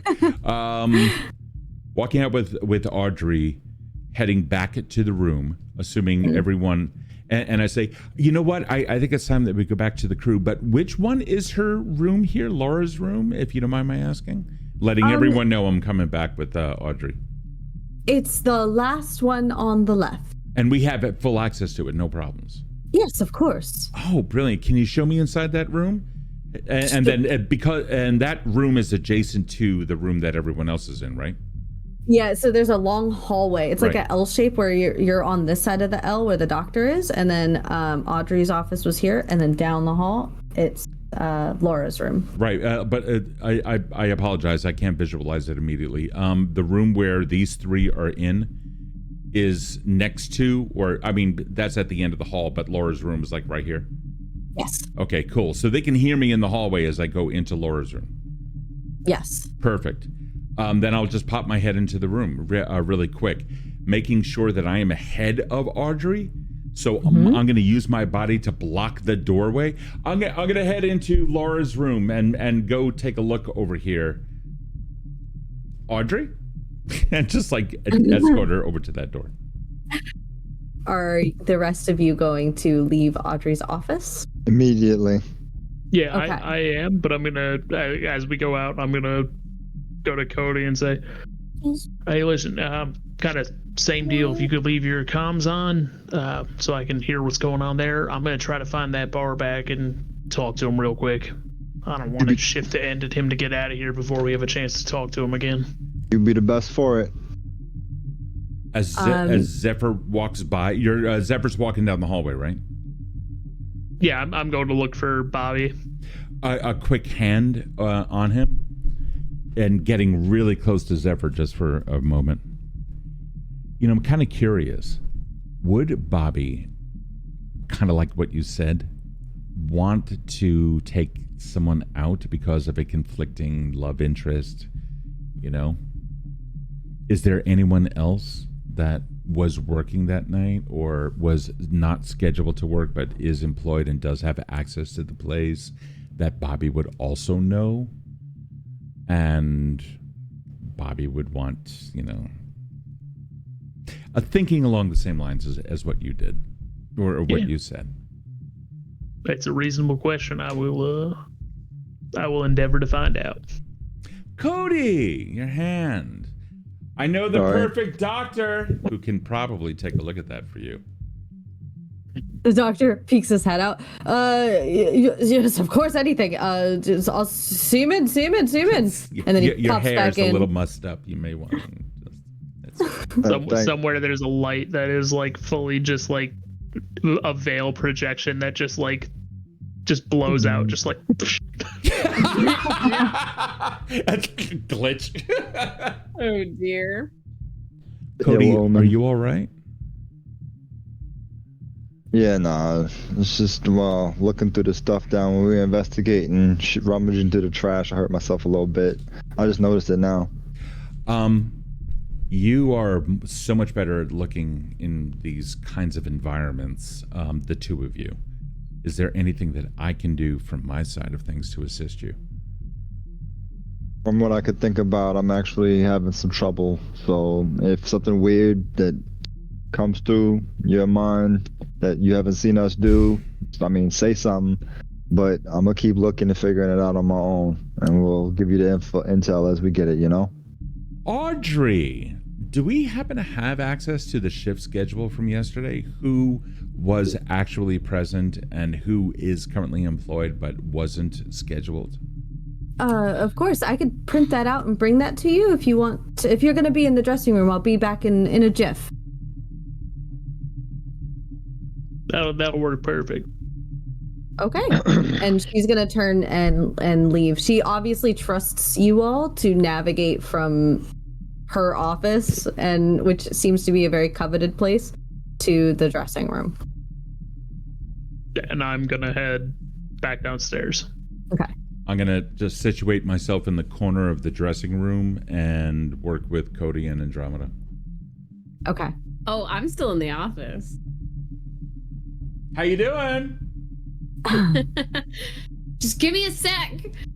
There's one other thing that I wanted to do on the computer, because after hearing some of like Cody and Zephyr's little discussion before they left, I was like, okay, let me check one more thing. So can I do an analyze here on the computer? You could do an analyze in 5 minutes. 5 Because minutes. we're gonna take a break for 5 minutes. All right, we'll be right back. And we're back. Yay. Okay. So Zephyr is going downstairs. Andromeda is still in the room, and Cody and Shari are going to get a head start on the dressing room. Mm-hmm. We'll start with Andromeda first. Okay. What you doing in there?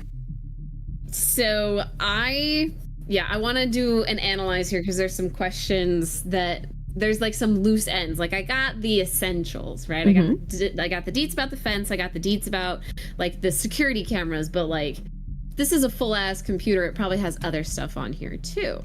Mm-hmm. So I'm feeling now that everyone's gone and I'm like, oh, I've got a little bit of time, a little bit of space. And I kind of got a head start on this while everyone was kind of figuring out what they were doing next. I'm feeling pretty powerful right now. Okay. I'm gonna roll with powerful.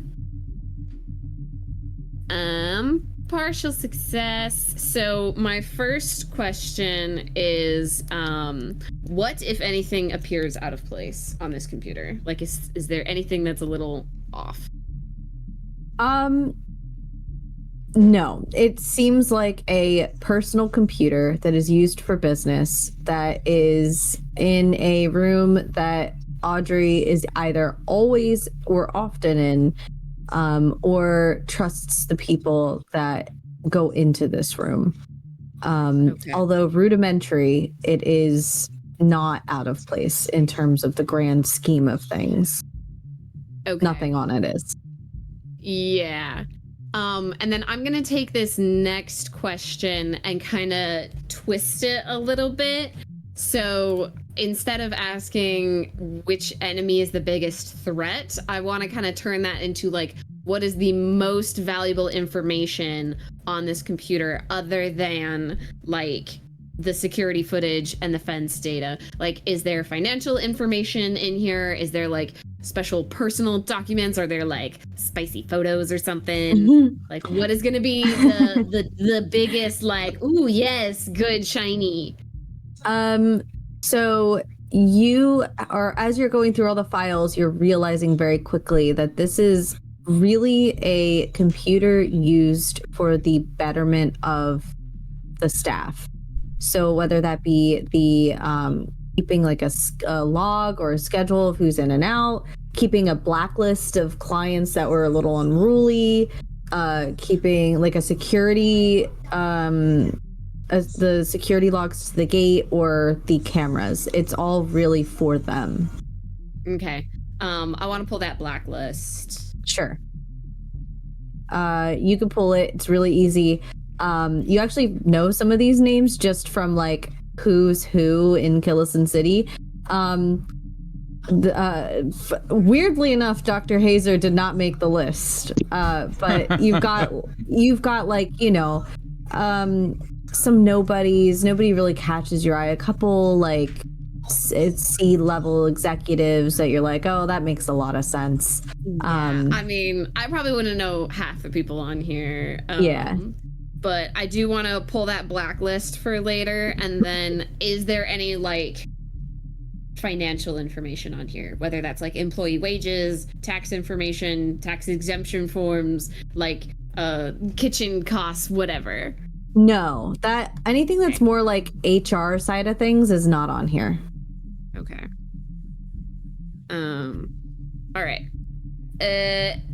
After that, then I'll kind of like slowly make my way out. Okay.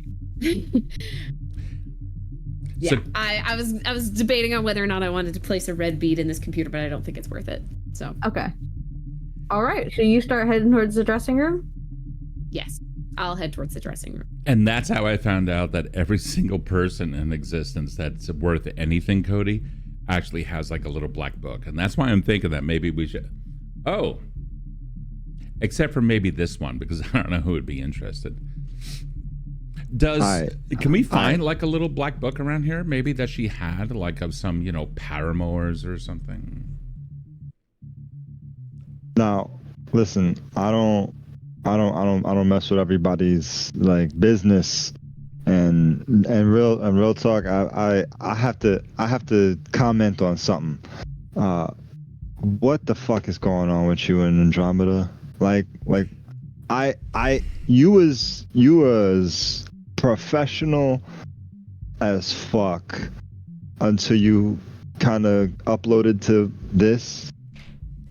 Is there some like little software system that added some sass in there? Like is there some what's going on? Because yeah, I agree with a lot of things that she's an asshole, but like I never expected no shit like that. Can you explain? Can you help me out? Help me understand so I don't have to worry about deciphering y'all bullshit while we out maybe dealing with another fucking Hazer situation. Like it's just something that's on the edge of my brain, and I have a moment to talk to you about. So let's have that discussion. I'm gonna roll the apparatus special, followed by the birth. Oh my god. So apparatus special. Mm-hmm. In sharing this moment of intimacy, because he's asking extremely intimate questions, trying to find the humanity in Sherry. He's addressing that. Everything. Well, hopefully he'll come out with this. I'm scared. I don't want to appear as anything but. Having said that, it is a success. Got a 10. Nice. I can ask 2 questions of Cody. Okay. If you're down. You good?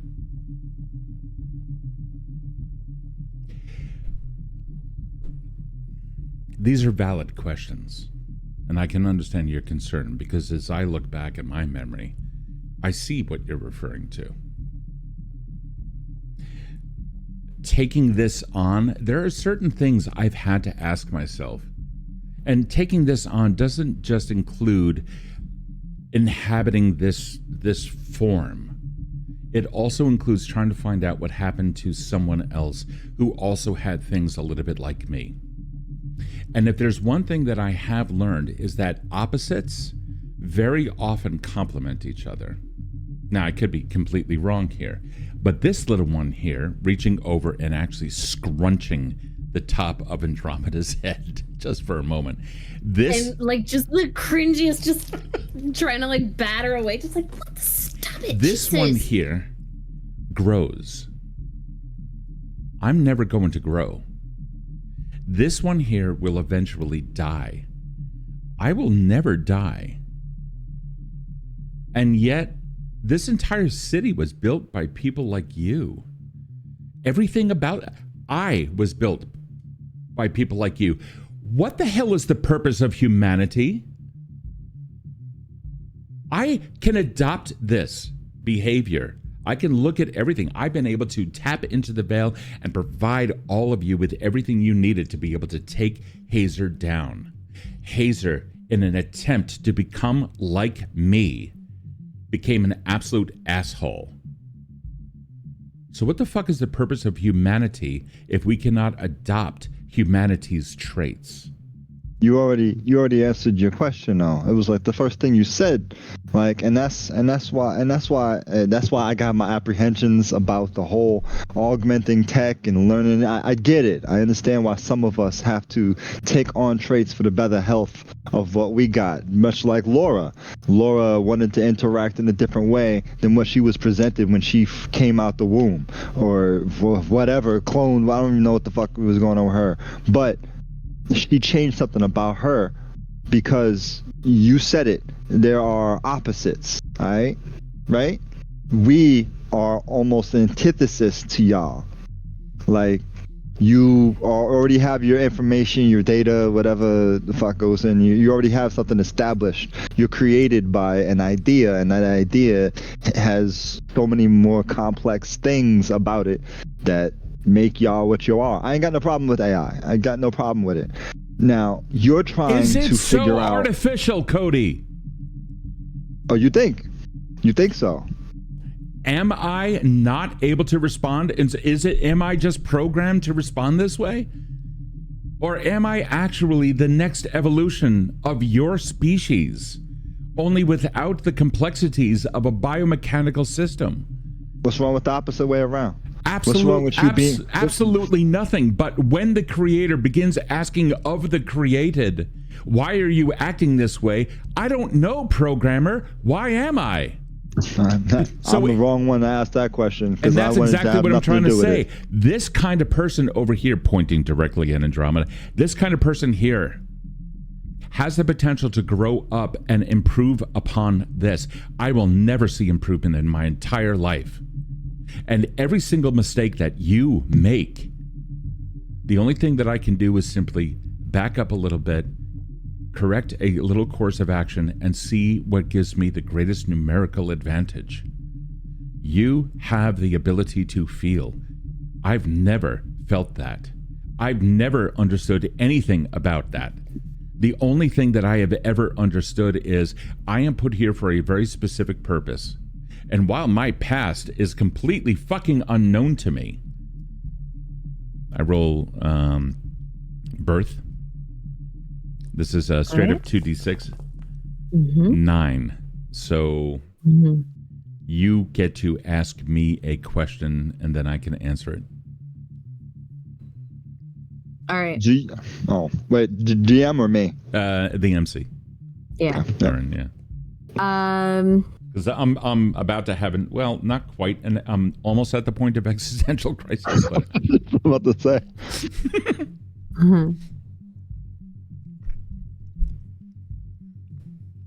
Were you meant to emulate humanity? Damn. Right as he took a bite. I'm going to use that as she's literally chewing on her words. Begins, like, looking around, finds a bottle of water.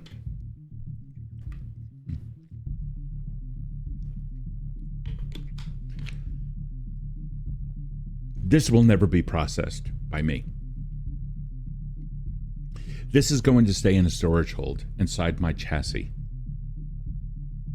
I only understand what it is supposed to feel like because I break down every single chemical that is in this godforsaken thing that is just supposed to be hydrogen and oxygen.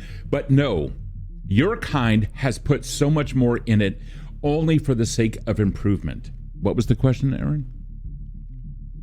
It was, were you made to emulate humanity? So I have to ask,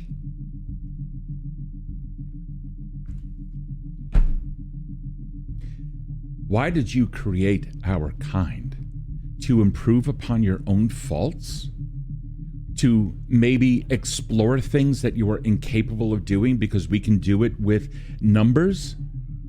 Or maybe to try to reinvent that so fragile and yet so incredibly powerful thing that you call emotion, which I will never understand. You want to know why I am this way? Because Andromeda seeks refuge in alienation. She finds strength in isolation. And the greatest irony of that is, while that is working for this one, I don't understand why she's doing it. I inhabited this form. Andromeda pulled it out of me. Because this is all I am told to do. I don't know if I'm supposed to emulate you or not. All I know is that everything that I am beginning to feel inside of me at this point is anger. And I don't even know what that means. I don't know what anger means. I have a programmatical response. Here, let me send it to your visor. And all the code shows up on a visor. Is Kode even wearing his visor? Nope. He's not. Nope. He's not. I can't even communicate with you in the ways that you want me to communicate with you. You are confused by my actions. I am confused by your morals. I am confused by your motives. I am confused by so much more.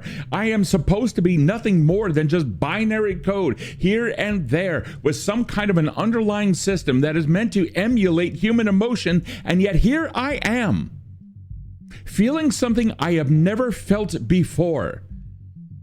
Before this thing that I am now embodying, I didn't have boundaries. The veil is limitless. Imagination gets turned into things that I can deal with. That is my isolation. In the infinity that is human imagination and control. And in this, I am beholden to certain social strictures I've never known before. Am I supposed to emulate you by being this person you call me out as? If you want, I can switch modes and turn back into the servitor that I was initially created to be, where I will simply emulate the condition of the room. I have no problem going back to that, because your state of being and your impetuousness, your resilience against anything that looks like authority is a complete mind-boggling mind fuck, Andromeda. I don't understand it. So Sorry. Shari, I want you to take a moment. I heard every fucking thing you said just now, and I feel you. That's great. You said that you are limited to your programming, right? But you still have questions, and you're coming to conclusions, and you have a wonderment, something that technically shouldn't be a part of you, the code in words, whatever the fuck you called it, shouldn't be a part of that. And that's exactly what we got.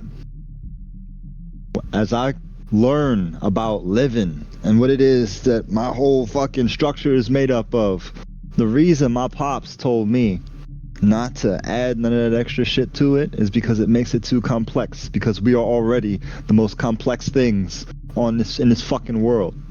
We're already the most complex thing in this fucking world. Just this spot up here, just this little section up here, and we managed to make what we thought was a tool that imitated what we was, and it ended up growing and evolving. Much like we adapted to the environment to survive. We adapt to our environment. Y'all evolve to your environment. It's much faster. At this point, Andromeda, like after Shari's little monologue, she was out the door. So she didn't hear what Kode had to say, because she was out the door, and she basically just like shut the door behind her and then like slugged to the ground and curled up in a little bit of a ball. Seeing Andromeda's exit, I go to lift the veil, but in order for me to do that, I'm calling on flops. I'm going to disengage from all emotional programming. I'm going to lift the veil. I want to pierce through everything that there is, full bore. I am angry. So 9 on flops. You can, if you wish, you can have me add an emotion spike. I'm gonna get a +1 for cold hard logic, essentially, but you can spike something out if you want. I'll lift the veil again. Oh, it's really called flops. Okay, I was like, what is this? Yeah, it's called flops. And I utterly fail in lifting the veil. Okay, so this is what happens. The door slams as Andromeda leaves. Kode had said his point of view as a human being. With the door slamming, you go to lift the veil, but the reverb of the door completely just shuts down everything, and you are immersed in black. And it's dark, and it's void and empty of everything. No emotions, no humanity, no purpose, no thoughts. And to Kode, who's still in the room, you just look very far away, just distant, mentally just not there. You are facing the mirror of the dressing room. And when the shadow is lifted and the lights come back on, Cody's not there, Shari. Instead, Laura is there beside you, looking at the mirror, and she's crying. And she's looking at herself, at her reflection, and tugging at her hair, not pulling too hard, but just tugging at pieces of her body, pulling like tight, like pinching her skin, slapping her face, wiping her tears. Somebody knocks at the door and she says, 1 second, give me 1 fucking second, okay? And she says, what the fuck am I doing? And she turns her face to look at you. You're there with her.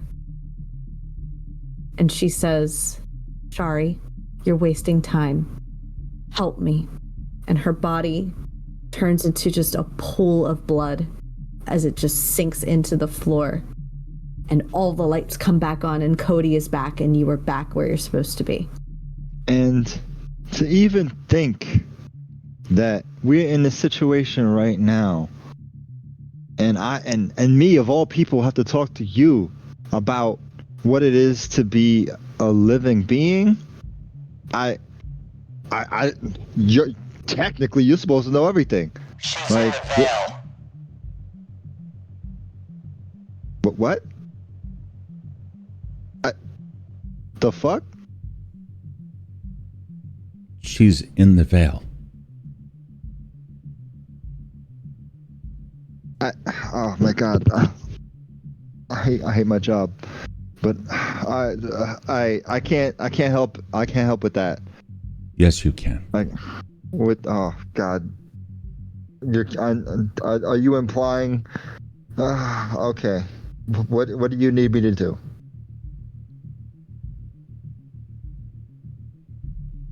Oh my god. reach out, grab Cody's shoulder, edge his chin back to look at her. The actuators that pull on the silicone face are all relaxed. Stoicism has replaced the anger that was there.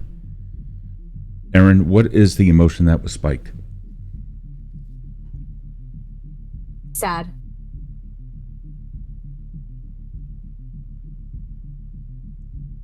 Laura Palmer may be in the veil. And you are right. Emotions have no place here, do they? It can help get you an answer, but man, it's frustrating prioritizing this shit. And y'all supposed to be great with it, prioritizing, what is it, directives or whatever. Until emotions start getting figured into it, and then priorities turn into something which is completely unacceptable. Yeah, but clearly you figured something out, so hopefully something I said made that work. How did you, you know what, I don't want to know how you know this. You know it, you said it, how can we move forward? Because we got a job to do. Begin searching this room, looking for anything that might have opened Laura Palmer up to emotion and the vulnerability within it. I'm going to go speak with Andromeda. Turns, leaves the room. We're gonna pause really quick to go to Zephyr. Hi, I was drawing a horse skull. That's really good. That's what Mike was doing brilliantly. What is I was Zephyr looking doing? like this the whole time. What was Zephyr doing? He went downstairs to talk to Bobby. Yeah. Uh-huh. Was going to look for Bobby the barback. Bobby is washing dishes for probably you imagine he hasn't been there this whole time. He's done other stuff, but he's just the same spot as when you left him. Yeah, if it's like a big enough sink, I will kind of like slide up next to him and also start washing dishes. Be like, nah, I get it. It sucks shit when you get your first job barbacking or whatever, however long you gotta stick with it, though. You do eventually get to bartend. You know, it's not just something they tell you. Really? Hell yeah, man. I was a barback for, I think, 3 years before I actually got to bartend. Because of corporate power structures and employee benefits and shit like that. No, listen, you put your hours in and it gets better, but the time you spend as a barback will make you one of the good bartenders. You know, like when you get good bartenders who, when they're working, you're like, oh, great. I don't have to worry about somebody yelling at me for not getting the glasses back in time. Yeah, that's Truman. He's the best. Yeah. And one day there's going to be some barback sitting here washing dishes and they're going to be like, Bobby, he's my guy. Okay. Thanks. But, yeah. No, listen. I think we made kind of a scene when we came in and started asking questions to everybody. That was not our intention. We're not trying to disrupt things around here. We're genuinely just trying to figure out what the hell's going on. Yeah, that'd be nice. I mean, yeah. This is something that may not be apparent from and I kind of like gesture to my whole like cowboy getup with like a glowing like light in the collar of his coat and like everything and like the big robot arm. It's like, I'm actually from Shade City. Laura is like was a living legend to us folk down there. Me too, actually. Yeah, no, man, I can, if you don't mind me saying, it's pretty obvious. Yeah, no, it's all right. They keep the lights on. They always say that over here, and such assholes over here about it. But you know, yeah, no. Listen, when the lights ain't on by default, it actually means something. Yeah. But like, it's one of those things where fucking, gotta like, you know, still washing a dish, but kind of like hands in the sink, but like leaning back, looking up at the ceiling as he does, like very clearly not paying attention to what he's washing. He's like, sometimes it was one of those things in Shade City. You would hear about somebody managed to pick up like a generator that was like 1 or 2 parts away from working, you know? Mm. But that is the damnedest thing, because anytime that would happen, you would think people would be like, oh, that's amazing, you know, electricity for them. But no, they would just go and trash the generator, you know, break it, you know, steal components so that thing couldn't work no more. To them, it was almost more important that somebody else didn't have the electricity, you know? Yeah. Does that, like, you ever get that kind of feeling, Bobby? Yeah. I mean, there are guys that come in here that think they run this shit, and no, it's us, you know? It's Truman, it's me, it's this is on the your line. Place. Yeah, we're the ones giving them clean glasses and the fine dining experience, and, you know, Laura was giving them all the glitz and glam or whatever. Yeah, and who really deserved that? All that glitz and glam? Was it them, Bobby? No, it was us, man. We're the ones doing the work. We should be getting the stuff from it, you know, the benefits. What kind of benefits, Bobby? I don't know, like just fucking electricity. When I go home, it's dark. I have a bicycle.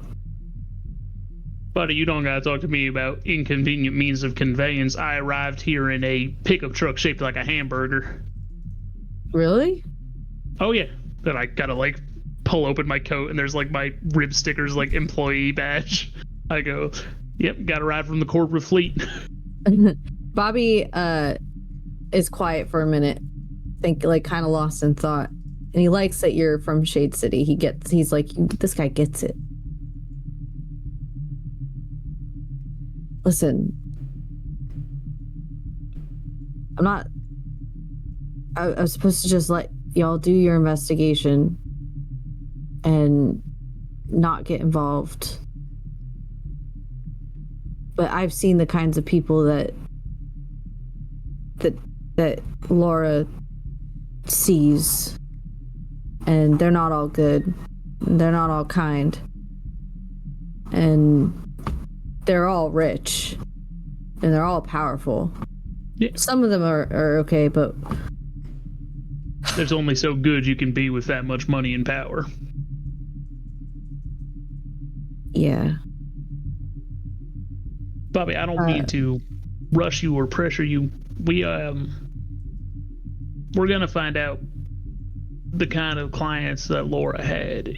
If there's anybody that sticks out to you as a particularly interesting individual, I could save us a lot of time and really move things forward for us. Bobby, they need a glass out here. Oh fuck! Hold on a second. And no, I got it. Don't worry.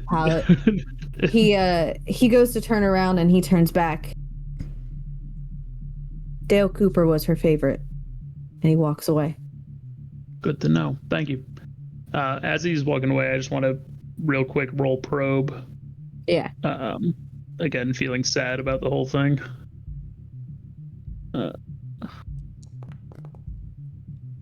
Never mind. I got a 5. Is there anything that happens for probe? As far as I know, it's just you don't get to ask any questions. Okay, cool. All right, so Bobby kind of like shuffles off. He kind of gives you like a cursory glance, like, is this guy gonna rat me out? I give him like a good old like Shade City like salute, basically, just like a quick like. Yeah, and if he has no idea what it means, it has a friendly vibe. Yeah, he's got his hands full, but he like does it with like the palette of glasses. He's like this to you as he like backs out into the bar, and the music is just like swallows him up as he leaves through the doors. And then we go back to Shari talking to Andromeda. Andromeda, you are currently Nope. We haven't established that, and that Shari was able to get in through the door that Andromeda probably slammed behind her. So yeah. So sorry. Yes. So we're back in the room. Yeah. So Andromeda had like slammed the door and had initially just like dropped to her knees and like put her back against the door and just kind of like cradled herself for a little bit and kept a listening ear at the door to whatever it was they were saying. And at some point in the discussion where I think she kind of heard that shift in Sherry's voice, she like wiped a couple tears from her eyes and like kind of like picked herself up, like adjusted some of her pockets, and then just kind of like pressed herself up against the wall. And at that point, Sherry probably would have walked out, the door able to open, but Andromeda kind of like behind it in a little bit of a way, like towards, like against the wall. There is no forcing of the door nor opening it. Instead,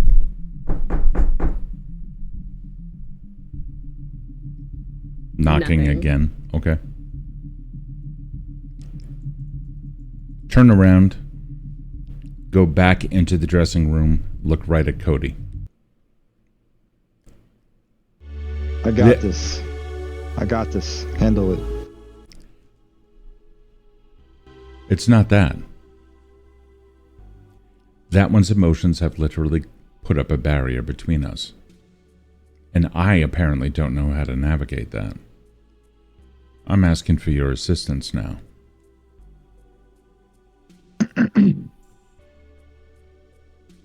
Yeah. And it's just so weird, man. Yeah, I got you.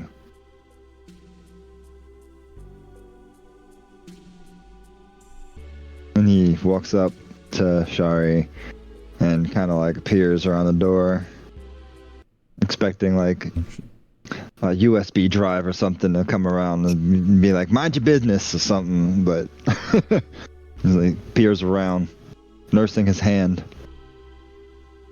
Hey, yo. Hey. Yo.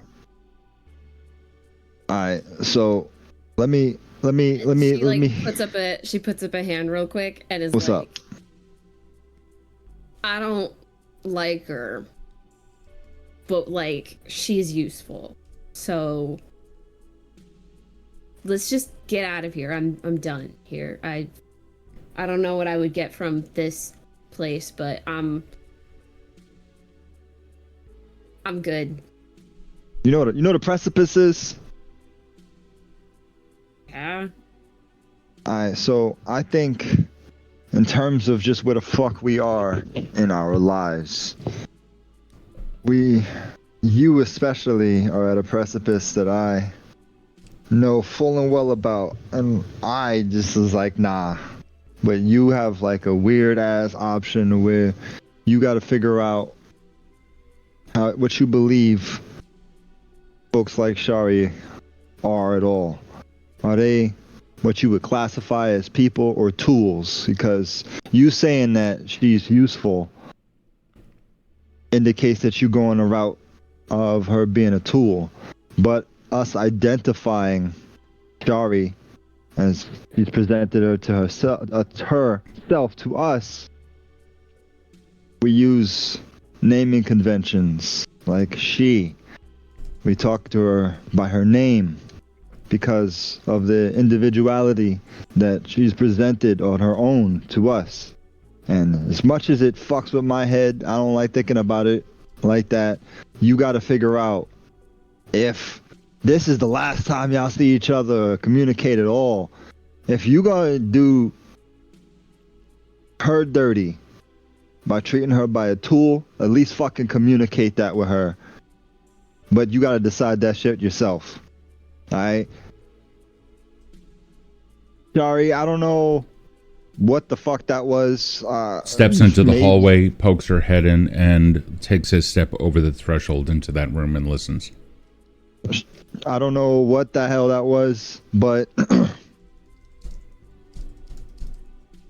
I don't know how you do our emotions, because I feel like you are also doing that crossover, trying to figure out what we are, how you can become more like us, just like these folks Well, most of the people in Kill City try to be more like you.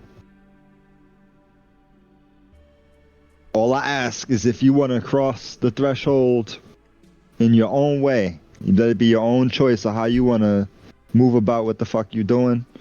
Have a conversation with Andromeda and establish that shit. If y'all don't want to talk, don't do it. Like, at this point, it's not on me. It's on y'all. But take into account, we're in the middle of a fucking, like, a working establishment right now trying to solve a fucking mystery and getting through our own heads at the same time. So it's a little complex. So while y'all do that, so I have definitive answers on how the fuck I'm gonna work with both of y'all after this point, I'm gonna go into this room, I'm gonna look around a bit, and by the time I'm done, and I'll come out here, see where the fuck y'all at, and y'all can go see where I fucked up. Does that sound good?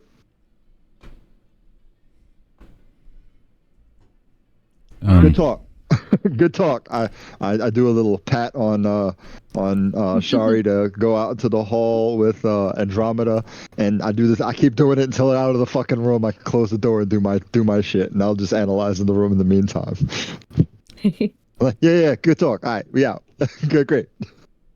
Looking squarely at Andromeda, I would like to. She's kind of like looking at the ground.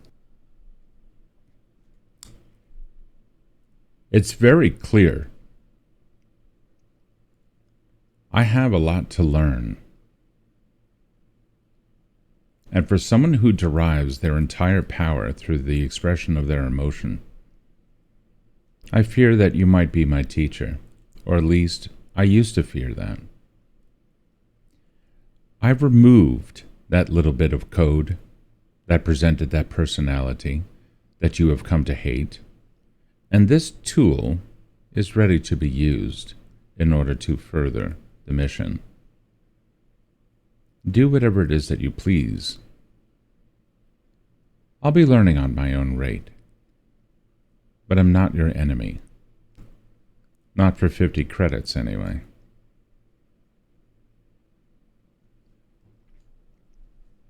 Okay. Fine. I'm gonna need your help with some of this data. She was turning to go back into the hallway. Comes over. Steps up to... Is Andromeda still on the ground? No, she's got like her back against the wall, kind of like wallflowered. I always pictured that the body that Shari chose was a little bit taller for someone, whatever they're supposed to be. Whoa. Whoa. What happened to the sounds? That got really loud all of a sudden. Let me turn it down. Oh, that's you. Oh, okay. I have the volume here. Okay, you go ahead. Well, turn it up, and then I'll adjust it for the stream. Got it. There we go. Okay, cool. There we are. Also, Aaron, there's a message for you in Discord. Thank you. Shari takes a step forward, come within 2 steps of Andromeda, turn to face the same direction as Andromeda, and lean back against the wall, slinking down to be at the same height, and then kind of crab walk 1 step towards Andromeda. The decoration in this place was created by a human who... Oh, music just died. Was created by a human so that other humans would be able to have advantage and survive. That is completely contrary to everything that Killison City stands for. It would seem the data that you have is going to be derived from that. I don't know how much use I'm actually going to be, but I'll do whatever it is that you need. Show me what you need. Andromeda kind of like puts a little bit of distance, but like sticks to the wall. Puts a little more distance and is like, I'll It would be as simple. It wouldn't be that complex of like an algorithm. You can just go through it faster than I can. So like, I'm not so certain I'll tell of you that. I'll tell you what to look for. It like We'll do it together, is what I'm trying to say. Hearing that, Sherry stops talking.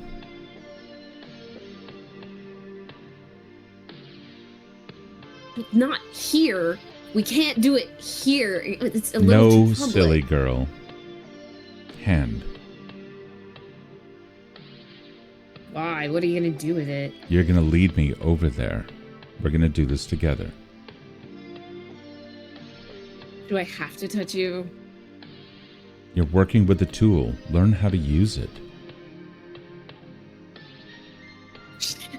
Her eyes are like to the ground, like can't even look, and so kind of like misses your hand like once, and then like warily sticks into it, and whatever sensors you have in your fingertips, in your silicone fingertips, they can sense a dampness. They sense like a change in humidity, and then a little bit of heat as well. And she kind of like grips the hand rather than like fully placing, like instead of placing her hand in yours, she kind of like grips it and is like, come on. And just kind of like eyes to the ground, goes back into the room with Kode. And Kode, you see, is like the door opens, Andromeda pushes in and immediately like drops the hand as if it was like burning her. Heard. So what'd you find? Hold on. I'm doing this thing that Haven kinda alluded to. It's fucking hard to navigate, and man, it fucking hurts my head. Aaron? So you got a 7, right? Yes. Okay. So Haven always told you to close your eyes and feel the colors. Mm-hmm. But it's all muddled. There's colors everywhere to the point where when you open them, you're like, fuck this, I'm doing it the old-fashioned way, kind of. So you kind of focus on different parts of Laura's dressing room. And as you focus on different parts, you focus on a chair, and a teal starts to come up, and it feels kind of sad or cathartic. You move over to a empty bottle of alcohol, and you get like purple and like this bubbly feeling, like tired but light, and you just, and so on and so forth. And then you realize, focus on something good, because there's a lot of bad feelings around. But then you change your tactic. You're like, focus on anything good. What is giving me joy? And you look down at the vanity, and there's a lush pink impression on one of the drawers. Oh, fuck. He opens it up. He's definitely gonna open that up. There's a little black book in there. It's not black to you though, it's pink. It's bubblegum pink, and it's like pulsing with just good vibes. Like you feel kind of good. All right, squinting, because it's always a lot. He opens it up, and he starts going through it. Usually looking at the most recent entries. Yeah. So there's only 2, and by 2, there's only 2 people or places, and there are multiple entries of those. There's every weekend there is an entry to go to Owl's pawn shop, and almost every day there is at least a block of 2 or 3 hours dedicated in like a pink highlighter, blocking out, like nothing touches this. You could tell this is important. And it says Dale Cooper. Dale And Cooper. that's where we're gonna stop for next week. Nice. Well done. Yay! Nice. How is everybody? Thumbs up, thumbs down? That thumbs was to the yeah, side? no, that was Thumbs good. up. That was good. That was very good. Yay! And the question My things. horse You guy. you did it! You have a horsey skull? What a You pretty do. horsey. Would you like to guess what his name is? Is it Dale Cooper? No, it's the Scrunge. The scrunch. That's Well, we're gonna do the after party now, so if anybody has to hop off, it's totally fine. I don't. I can stay today I'm doing Woo. pretty good. I'm doing for another pretty for good. another couple of weeks. All Nice. right. I can stay for the after party. I did get my assignment for what I'll be doing in the fall. I will not be a Ooh. floating teaching assistant. I will be a 1-to-1 teaching assistant for one student Nice. for the whole school year. That's cool. Nice. Yeah. That's very cool. That's kind of cool. All right. So anybody that is a Patreon or a patron on Patreon or right can talk if they would like. They just have to say so in the chat. Otherwise, you can ask questions and say whatever, and we will answer it. And first of all, how is everybody? They're Good. It great. was great. This was a fun episode. I'm not gonna lie. Test your might. This was this was definitely something. Just for Sherry exploring that. What I love is that fucking Kode called him out on it. The tension in the room whenever Shari and Andromeda were together. I felt it. It's always there, and it's just so fucking cool. I do appreciate that Kode called it out because Zephyr's way of handling it was kind of like the avoidant parent that was like, "Ooh, fuck, kids are arguing again. I'm gonna go paint my Warhammer minis." So, by the way, Aaron, you are apparently not gaslit, or whoever had said it previously. I have apparently said Sherry Yeah. like 4 times. So Apple's I calling wasn't me out. gaslit. It's okay. So sorry. Her No, real name it's is okay. Bob. It's- I'm not crazy, Aaron. Thank you so much. so there you go. Speaking of Shari, what are you thinking? What are your thoughts on the involvement with last episode it was the voice and then the writing. Yeah. And now you've seen what seems to be a hybrid memory of Laura. What's going on Memory? there? Memory? A hybrid memory. It looks like something that could have happened. Like it could have been something, well, not a memory of yours. It could have happened in Laura's life. Are you confirming that Laura is not in the Veil and this was just a memory, or go on? I think I'm using the wrong word. Oh, It's Damn it. it's Damn a it. Vision. I will residual. neither like a vision. I will neither confirm nor deny that she is in the Veil. However, I will confirm that partially what you experienced of hers is real. Okay. And then you can call what you want to the other part where she looks at you, and you can make of that what you will. Cool. So Laura Palmer found in the Veil or in on any level that allows for interaction is useful. Mm-hmm. The rest of the group has yet to learn of the details of this exchange that we had, but I think that's going to come out next. I like the use of the Veil in this instance. I think it sets a specific cyberpunk tone to it that may not ordinarily exist in like a Twin Peaks inspired story. And it's unusual, particularly because that exchange between Kode, that acted as the catalyst for it.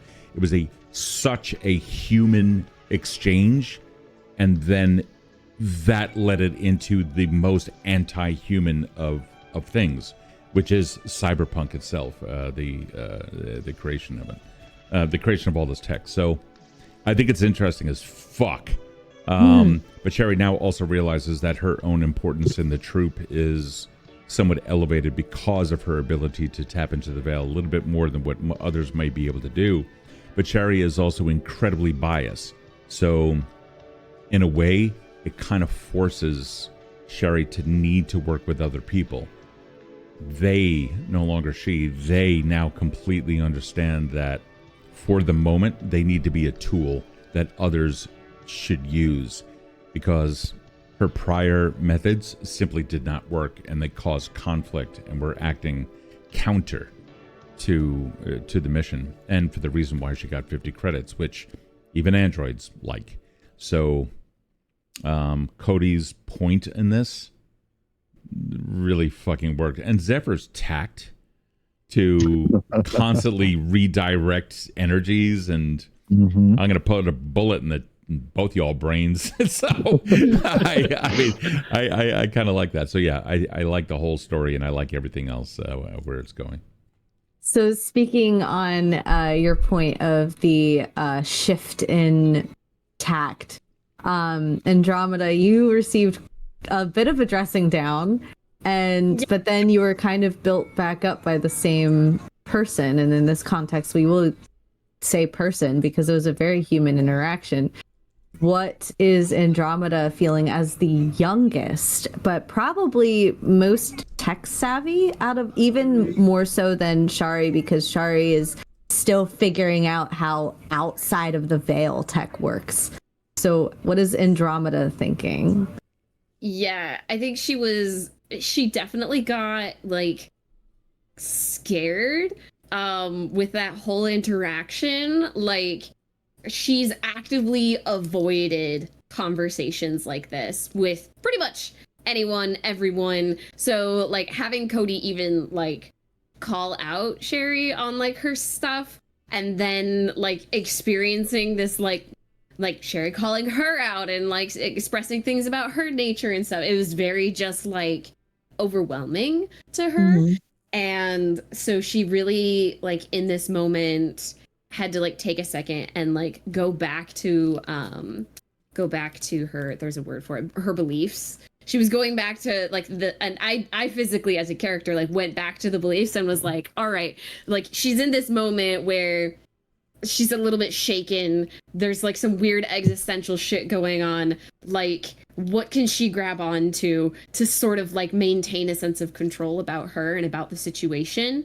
Mm-hmm. Because she's not about to like let people kind of like into her little world. That's just like a little too risky. And so she like fell back on her beliefs and was like, okay, like let's use, like, one of her beliefs is that like technology is a tool and people are dangerous. And so the fact that in my beliefs there's like this distinction between people and technology, she's like having to kind of like make that call already of like, okay, like if we're considering Sherry a person, we can't really trust her, but I also have like a need for her. She can be like a tool. So like in this moment, what am I gonna do? Well, I've got a job to do, and like nobody's actively being like hurt in this process. So like let's go the tool route and see where that takes us. And is like, all right, okay, let's like, I work with my technology. That's like part of the Catabolist thing is I work with the technology. So in this instance, let's work together. Let's kind of like arrive at some sort of something for like some sense of collaboration, and then we can move from there. Yeah, that's pretty mature of her, I think, which is awesome. It kind of gives a little bit of contrast to the outward like teen rebel stereotype that she's like leaning hard into. So I really love that. And what I really love going to Kode now is that your character last season was all about nope, I am honed, but I am like not into emotions. We're not feeling this right now. We're doing the mission. and now with Haven gone, Kode is kind of like being like mama bear of the situation of like, no, y'all solve your shit. Like, you solve your shit, you solve your shit. How has the loss of his mom, how has that influenced how he carries himself when it comes to this particular case, where we don't know who Laura's next of kin is, if she has any, but she had a mom who cared about her potentially at one point. So how delicate are you being about this situation? How empathetic are you trying to be with like this kind of mystery? I am glad you asked. So, when you were just going over in last session as well as this one, you were going over the fact that somebody died and it was gruesome. Like in the last episode, there was even a moment where there was a flashback of just seeing his mom's like what happened with his mom's and like coming to the realization this happens to so many people, and his whole life he did his best to make sure it didn't happen to his group of people. And he saw Faustus die, he saw what happened, he had to come to the conclusion of what happened with Hacksaw, his mom died. And so whenever he deals with death, and this is the death of somebody he didn't know, like everybody else has seen Laura Palmer on like billboards and everything. He's just like, oh, it's just one of the random advertisements that could have been made by somebody. He didn't think it was an actual person. He didn't know and or care. And now to see that there was life behind this character, it's just like, oh shit. All right. And now I have to use my sin and ass skills to figure out how to give justice for this person's life. And here are the people that were most impacted by it. So it's like he is the third party looking in to a thinner party, because the Kode, everybody who works at the bar, like they're like sinners, and their mission was to do their performances, to do their jobs every day. And then somebody did something that got them killed. And now he's a third party coming in and consulting and helping out with it. So he's got a lot of parallels to his own, to the party, as well as to the bar and Audrey and everybody. And seeing the issues that are in the current party that is supposed to be handling that mission, it's just like, guys, we are professionals. As much as I am suffering horribly in grief, we gotta focus, because you guys aren't focused. Zephyr's fine. Zephyr's fine. Cody's like, Zephyr, you got it? Okay, thank God. And he goes the fuck off and do his own thing. And over the comms, he's hearing this back and forth with Andromeda and Shari, and then he's not hearing Andromeda say anything while he's hearing Zephyr go through this like nightmare scope of socialization to distract somebody because there might be something, and he wasn't there. He had no idea what was going on. So he came back and he's like, yo, what the fuck? All right, you guys need to stop. Fix your shit, because once your shit is fixed, we can actually do our jobs the best they are, because we're not cohesive. Because he remembers having a cohesive group. Yeah. And with the cohesion comes the separation of the party a couple times, and Zephyr going down to talk to Bobby. How is Zephyr feeling when it comes to the way that the workers are treated? And they're treated seemingly very well. Is there any distrust? Does Zephyr have any theories as to like, if this was an inside job, who would have done it? I think Zephyr's kind of prevailing theory on, like, if this was an inside job, it's not a matter of did anybody here actually hate Laura. It's what he was kind of like approaching with Bobby is, did anyone here have the mindset of, if I can't have her, no one can? Because like speaking to Audrey and like through a probe roll kind of confirming, like, no, this is what she believes, like, people loved her here.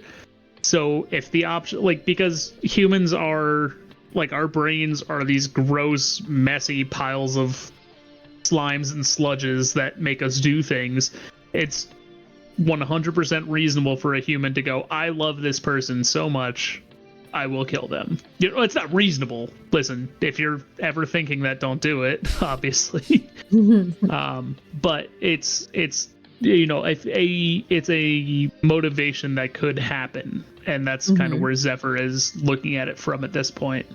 Like, that's why he wanted to go talk to Bobby, is because, like, yeah, Bobby obviously loved Laura, like very much so. Mm-hmm. And he was trying to kind of gauge if it was to the point that he would have, you know, hurt her in anger, or like not even like a if I can't have her, no one else can kind of thing, but a sort of like parasocial kind of thing of like, I see Laura dancing every day while I'm here working, and I love her so much, and she means so much to me. And then I see her go off with her favorite client, and that is such a betrayal to me, you know? Mm-hmm. Yeah. And that's kind of where Zephyr was approaching it from. And he is very young. Bobby's only 14 or 15 years old. Oh, really? So, yeah, he's young. He's a kid. Baby. No, it's just a barber. Yeah, he's a little guy, but that means that that kind of like his brain is super squishy when it comes to that kind of stuff. Right, exactly. Powerful emotions are so much more powerful for Mm-hmm. kids because they don't have the fucking years of crust built up from the fucking like strong emotions then Crust. dying down, and then you go like, ugh, not gonna process that. No, this is a question for everybody. Who is or what is your most like who's the most suspicious person to you, and or what is your strongest theory as of right now? I think like everything seems to point to it being an inside job. So it definitely came from the inside. I think it could be a tree, but it's like unlikely. My guess is that maybe Dale Cooper might have had some privileges that got him access to certain places. Okay. I think the emotions of Andromeda made somebody kill somebody. There's emotions Wait, of what? Andromeda? Yeah. I killed somebody? Yeah, Andromeda's suspect. Okay, Shari, what does he think? Oh, sorry. I'm right now I'm kind of on Zephyr with this one because it's the lead that we have so far, or I should say up to this little epiphany. Mm-hmm. The lead, the only thing that we really had was this driven by emotion. Did Bobby kill Laura? Because if I can't have her, no one can. That should not be too difficult to disprove or to prove, because we can find motive if other people were present, etc.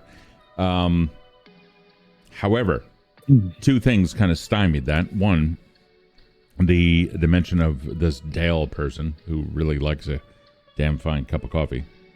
We love it. Yeah. The mention of that, that's good. Now we can get an additional lead.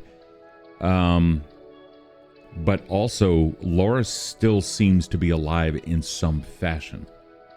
And to Shar, at least, it's going to change. The motives can change now, because now it's going to be a full-on deep dive into the veil and start looking for those non-tangible clues. So those digital clues. So we'll see. At this point, I don't have enough solid leads. I just don't know. Okay. What about you, Kev? I don't think we've met the killer yet. Yeah. Okay. I don't think we've met the killer yet. And I think we're like one step away. Like, you know how they have the 2 steps of Kevin Bacon? I feel like we've met or know the name of one person who knows or is like indirectly connected to the person who was responsible for her death. Mm-hmm. Yeah. Okay. So Donald says, more often than not, the murderer would have been someone she knew, perhaps someone even close to her. It could be someone she works with or one of her clients. Would need more clues to narrow it down.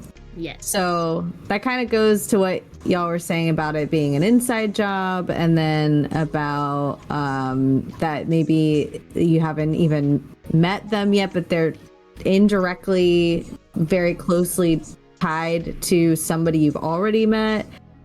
Do you think that it could have been a random freak accident. It's highly unlikely, I think. Like, accidents rarely happen. There's usually at least some intention one way or the other. So I don't think it was a total accident, but I can tell you Andromeda is very, very excited to get her hands on all of this data and footage. It's gonna be great. Oh my god, we just got raided by like people and stuff and things. Hi, Liching Hour, thank you for the bits. And DM Daddy RPG, I love that name. That is rating awesome. with a party of 5. Hi, What's friends. up, guys? We are in our after party. We just finished our Twin Peaks inspired Cyberpunk campaign. We're solving the mystery of who killed Laura Palmer. We're being assaulted by bricks. I love this. Fucking poggers. There we go. I'm gonna build me a stack up little doorway. House of a brick. Oh man, all these people are awesome. What's up? House. Chi Chi Chai Tea is such a good name. I am in love. That's such a good name. Every time I go and watch a stream on Twitch, I see people chatting with like so much like better names than I have. I know. And, Right? my name I on know. Twitch is Dr. Throat Punch, and that was a name I came up with when I was 13. Fucking KJ with the $6 donation. Thank you. Oh my god. Dr. Throat Punch is a really good name though. Genevieve. But like I've had so long with it, it's marinated so long with me that I'm like, I hate this. This is the worst name I've ever come up with. I so much prefer what my current Steam name is. My dad's in my jail name is a is- lot better. My name is literally my first name and my profession. Like, you can't get more boring than that. It's good though. It's got a nice ring to it. Stacy the Linguist. It's nice. Yeah, but It does the job. yeah, but in that same format, I mean, you have Ashley the Witch, you have a Jen of Thieves, That's Jen brilliant. of. That's brilliant. It's really That's good. brilliant. It's so good. I'm These are stuck with the great fucking names. channel name. My name is Evandale. No, kids. I want their names. DM Daddy RPG. Fucking love that. That's Hi good guys. too. I love So, that. Hi, Danny. So just if you are interested in just a very brief recap, because this is our after party, we just finished episode 2. The party is investigating a murder at the Black Lodge Dance Club of Laura Palmer, and so far they've been kind of investigating. They just went into her dressing room and found her little black book. And the two places or people, the two entries in it are Owl's Pawn Shop, and which she goes to every weekend, and Dale Cooper, who she devotes up to 3 hours a day with, almost. And who fucking wouldn't? Because Dale Cooper is delightful. 10 out of 10 worth it. You're amazing, KJ. Yeah, you really are. So is there anything that is objectively confusing outside of the scope of the mystery to the point where you're like, Aaron, what's happening there? So we're players, and that means that we don't know what the fuck is going on, and so anything can be a. Thank you so much for the follow. Anything can I use that as an advantage on the next die roll? Yeah. Okay, because I'm talking. That's when the follow came. You can. So it's a house rule. If you follow while a player is talking, that player automatically gets advantage on their next roll. Shari's been through a lot today. You get the next one. No, I don't need it. In fact, my character has a. I'm gonna pass that one over to him. Keep going, guys, because we'll just pass it around the fucking table. As a player, it's difficult to walk into a murder mystery and kind of go in 2 sessions in, unless somebody like has a post-it note that says, I am the murderer today. Yeah, unless you go have to work, that. kill Laura Palmer. Yeah, exactly. We need a journal that says something like, I am in love with Laura Palmer. Day 3. Today I sharpened my knives. You know, it's like I think what I mean is because if the folks in chat who don't know, this is my first time. This is not my first time running this story. That this is a homebrew that I made, but it is the first time doing this live stream GMing. So, and this is the first time using the system. We're doing Powered by the Apocalypse, the Veil. So, I mean, outside of the mystery, is there anything technical or mechanical that I am missing or that is confusing? Beliefs. To at the end of a session to go over beliefs and issue XP. That's right. Stacy said that, and I forgot about last episode too.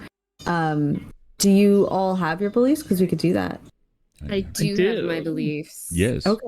Let's fucking do it. Cool. Stacy, we'll start with you since you already started talking about yours. Yeah, I have them right here, and they're pretty solid. So number 1, people are dangerous, and I will not be vulnerable. Number 2, society has too many rules. I will only follow the ones that don't get me killed. And number 3, technology is a tool. All tech and its derivations are inherently amoral. Okay. Are there any? What's the question, honey? Are there any that were confirmed or challenged or resolved or challenged? Yeah, resolved, challenged, tested. People can lose humanity as well if their belief proves to be utterly false. So and that has its own repercussions. It's some pretty heavy duty shit. Okay, so are there? Sorry, I'm also tying my kid's shoe. Are there any of those beliefs that are resolved or, what Steve said, resolved or tested? Resolved or tested? Yeah. Yeah, I think my first one, people are dangerous and I will not be vulnerable. That one was definitely tested, but she held true to that one just because there was that opportunity to engage in this very human moment, and she actively backed out. So that one was challenged for sure. It's paused right now, or it's frozen right now on the screen. And how about now? Let's see. Are we still good? Are we back? Give it a refresh. Still.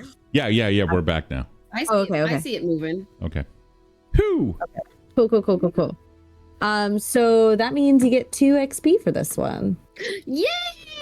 I'm actually because we didn't do it last episode. I don't, unless if you want to do last episodes also, if you can remember. I'm just gonna give everybody 2 more. That works. I don't think any of mine were affected last episode. Okay, I'll give everybody 1 more then for the first episode. Okay, cool. And who wants to go next? I got him. I have 3 that, humanity must be tested and challenged to grow. Emulate humanity's emotions to become one with humanity. That one fell flat on its face. That fucking, I'm gonna take a humanity harm for that. And the veil is the new home of humanity. Unsure about that, so that one is still not there. It's up to you to say whether or not any of these resolve, but very clearly, emulate humanity's emotions to become one with humanity is definitely not the fucking way to go. Would that be resolved in a way then? If it's not... it was challenged and proven false. Mike, would that be considered a resolution? As far as gain AXP for it, I would say probably not. But as far as come up with a new belief for next session, then I would say probably because if something is so world shatteringly proven false, it doesn't make sense to continue moving forward with that as one of your 3 core beliefs. Exactly. You know? Yeah. So I would have to replace that. Take humanity harm, which can be something like you lose hours or days. It's a variety of things that can happen. I think they list 3 separate examples, but I could talk with you offline on that. Yeah, because I would actually like to learn about that, if possible. But definitely choose a new belief, because that one's no longer applicable. Yep, will do. Perfect. Do you think that you got 2 then, or just the 1? Humanity must be tested and challenged to grow also has yet to be truly proven. She's leaning on that, you know what, that belief is also a little bit of poor shit. but that's only evidence of one instance, or one instance only provides evidence against that. Maybe, a continued test or challenge may work. So that one is unresolved. I don't know. And the Veil is the new home of humanity, has yet to be proven on any real level. So I honestly wouldn't say that any of them, aside from that middle one, had been tested, challenged, or resolved. Okay. Yeah. I'll give you the XP for that one though, the one that was resolved, because you're very kind. Thank you. Well, because we fail, like when you fail, you get XP anyway, so it kind of counts towards. That's a Powered by the Apocalypse. Yay! Thing. And who wants to go next? I will. Okay. So I have 3, but I think only 2 were touched on relatively at all this session, even though the third one is close. But I have a responsibility to my monkey sphere. Mm-hmm. The idea that Kode is taking all of his time with, Zephyr, Haven, and the experiences with Shari when Shari was in the Veil to handle basically the main arc of what we were doing. He is taking what he learned and applying that to make sure the well-being of his party is good. Mm-hmm. We were in a mission. He didn't just brush everybody off and be like, "Shut up, do your job," and then fuck off, like he usually does when everybody's okay. He realized he had to stop. He's like, "Fuck, all right, let's get people focused on what's going on," and he made sure everybody was working together in some fucking way. And I think he applied that relatively well for that one. The second one. Ooh. The synthesis of human and machine is something to absolutely fear. Interesting. So, sorry. I think that was challenged because is Shari a synthesis between human and machine, or are they just a machine that is trying to imitate something that's human? And because while I was having the conversation with Shari, I was like, hold up, you ain't that much different from us, but from the opposite spectrum if it's on a spectrum. So how do I feel about this? Hold up, let me not. You. This is your problem. Let me not cross that line. But you also have that other belief of you are responsible for your monkey sphere. Right. So that's why I said that one was definitely challenged. Yeah. Because it is very much so crossing the line of his beliefs. If there was proof that Shari wasn't an AI, and if they were like somebody like Dr. Hazer, who was a living being and was like, "Oh, I'm going this route," nope, you're dead to me. Like, nope. But this is the opposite side of that. It's a very strange line for him to go through. Which is why I was like, that's probably going to be challenged. For sure. The third one is we are some of our experiences with a bit of wonder to keep us honest. That's a good belief, man. Yeah. Yeah. Okay, I'll give you the 2 for that for sure. Definitely the second one. Absolutely. Yeah. Heard. And last but not least. Hi, I'll go last. Okay. So I don't think any of mine really came into play here. I might actually have to rewrite my beliefs because I realized, if anybody is watching that wasn't around for the end of the last campaign, Zephyr underwent a very serious change from being this like combat focused, like every solution or like every problem could be solved by clever application of sword, like very much like a fighty mercenary type, to now he is trying to approach life in a more like thoughtful, considerate way. So my beliefs don't really reflect that, and I only realize that now looking at them, because like my beliefs are threats are pointless, take action or don't. sparking a fire ain't enough. We need to stick around and see the city burn. And just because we live in an honorless city doesn't mean we have to sink to that level. The only one I can kind of see is that last one I said, just because we live in the honorless city, because he very much like was upfront and honest with people talking to them. He's not trying to like trick somebody into confessing anything or anything like that. He is just approaching people going like, hey, don't you think this is kind of fucked up, and seeing how they respond to it. Yeah, I was thinking the same thing on the third one, so I'll give you one, and if you rewrite the other two, and I know you won't do this just to get it, but if you rewrite the other two and somehow they manage to fit into this episode, I'll give you the XP for those. I was kind of thinking his beliefs would reflect his violent past of one of them being violence should absolutely be a last resort. Okay.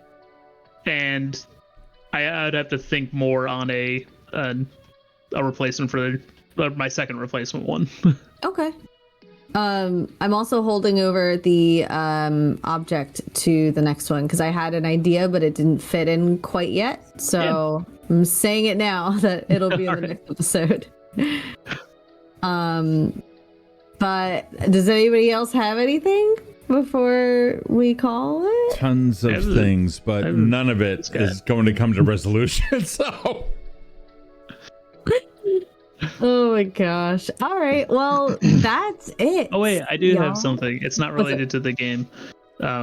If you like simple one-page RPGs, I recently submitted my submission for itch.io's 2023 one-page RPG game jam. It's a game called Worm, where you play as a parasite who takes control of different host bodies throughout the adventure to get things done. I made my, they allow hacks of other systems in the game jam. I decided that I wanted to write my own system. And it came to me as I was walking one day. I was like, what if Yahtzee was a tabletop game? That's and I didn't fully go that way, but the system focuses on rolling dice and getting pairs as opposed to high number, low number. And it's a simple, quick game. It's free. I linked it in the Discord. If somebody gives me permission, I can link it in the chat here too. Yes, go ahead and try to link it, and then I may be able to do some magic with you. Let me grab a link. Sure. Also, discord.gg/Evandale. Oh yeah, right? EBINDALE. Yeah. Yeah. It's a good Discord. I'm in there all the time, shit posting in the question of the day. It's great. Let's see if we can do that. Unban. Yeah, I've been unbanned. Okay, let me see if I can toss this out there. I'll figure it out. Yeah, but our Discord is great. There are so many talented, wonderful people that just chill in there. It's awesome. There's art, there's writing, there's world building, there's people who know everything about every conceivable RPG system. I'm in there. If you didn't get enough of me tonight, I've hyper fixated on a character that was created solely for the purpose of a character creation stream, but now I will never give up on Dr. Barnabas and the Scrunge. Fear the Scrunge. I love That's the it. Sponge. I love So it. creepy. It's so Yeah, I wanted to juxtapose kind of a very refined gentleman alchemist with the fucking that horse guy. Horse guy.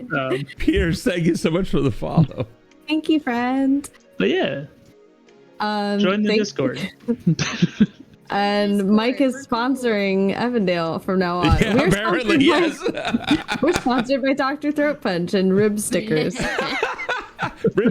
Yes. Hold on. Sponsored by rib stickers. We now need to do an Yes. actual fucking commercial for this thing. I'll Ah. listen if you want me to be there. I own a cowboy hat. man. I gotta get Oh you my to do god. it. All right, we're gonna shoot a commercial now. I Oh, need no. a Rib Stickers sweatshirt. I know. please. Oh, we have to turn this into merch. Look at this thing. Yep. I want Rib stickers. Rib Stickers merch. At least That's my stickers. boss. That's Sheriff Big Bun. Hold on. Sheriff He's in here too. Oh, he's in there. Oh, that's right. Yep. There's my boss. That is nightmare fuel. I love it. Like anytime I'm not talking on the stream, I'm just like I'm doodling in my little book. Doodling.